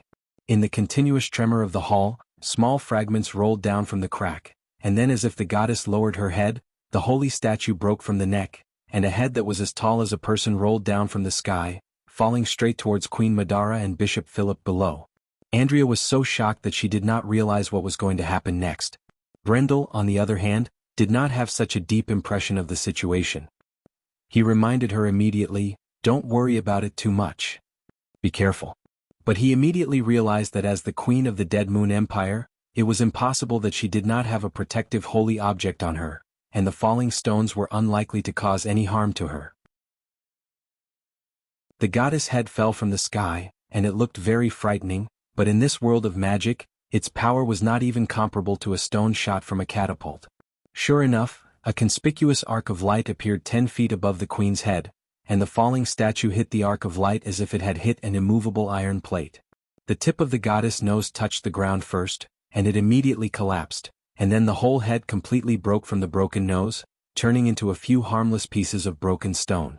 With a bang, it exploded and fell to the ground, and a few pieces splashed on Philip, who was not far away, hitting his robe, but the latter's face was stiff, and he did not even frown. This calmness, even in the face of a landslide, deeply shocked Brando.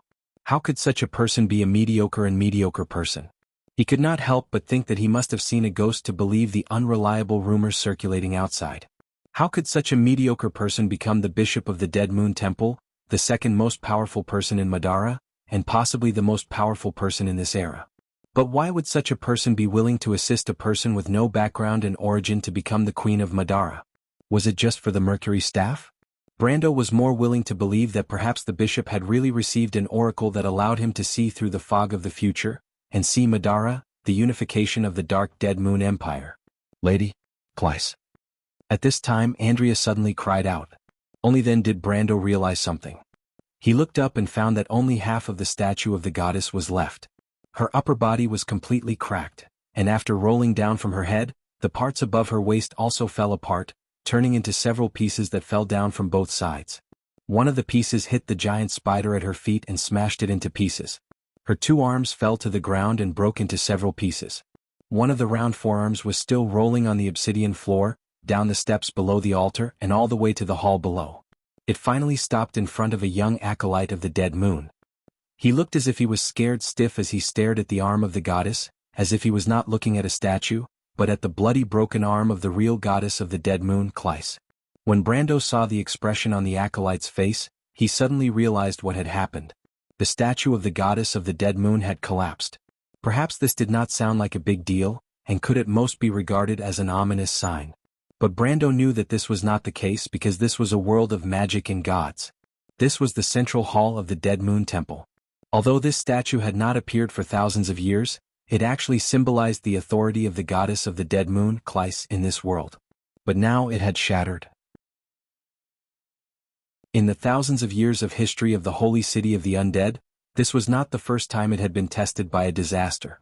Since the establishment of the holy city of the undead, it had experienced hundreds of big and small disasters, including natural disasters and man-made disasters. During the year of the Brown Lion, the holy city of the undead once had a fire in the holy city, which had just been rebuilt not long ago. 90% of the holy city of the undead was reduced to ashes, but only the Great Hall remained unscathed. When the fire spread to the 33rd step outside the Great Hall, it was miraculously extinguished, followed by heavy rain that lasted for 2 days and 2 nights. At the beginning of the First Era, the Wind Elves invaded the land of eternal death. That was the only time in the last 1,300 years that the Dead Moon Kingdom had been invaded. The Wind Elves killed the undead Lord Skeletal Gangrene, and their army was once directed at the Holy City. At that time, the Wind Elves' commander declared that he would completely destroy the temple. But not long after he said that, civil strife broke out in St. Tassol. The elves' attack was thus left unsettled, and the Holy City of the Dead Souls avoided a catastrophe. Then came the year of the Croaking Frogs, which happened less than 300 years ago. The great earthquake in Ekka's Canyon affected the Holy City of the Dead Souls. 70% of the buildings in the city collapsed, and even half of the main hall of the temple collapsed. But this statue was not damaged at all and stood tall among the broken walls. Later, when the believers of the Dead Moon rebuilt the temple, they used this statue as the center to reshape the hall, and that was how the majestic and magnificent Dead Moon Temple was built today. But today this statue of the goddess collapsed with a loud bang. Although the tremors in the hall were violent, it was still far from comparable to the great earthquake in the year of the Croaking Frogs. The believers of the Dead Moon were all humans. They may not have experienced the great earthquake 200 years ago, but there was no lack of old souls among the undead lords here who had lived for a long time. When they saw this scene, they were immediately stunned. A buzzing sound rose from the hall as if a lid had been lifted. The whispers of the believers became louder in an instant. The fear of the believers in the front row spread like an infectious disease, and quickly infected the people behind. The expressions on the faces of the believers became incomparably terrified. They finally lost their footing, and some of them stood up from the crowd, frantically struggling to rush out. But before they could run far, a sharp arrow shot out from the shadows and hit the backs of those people. The arrow seemed to be imbued with unparalleled power.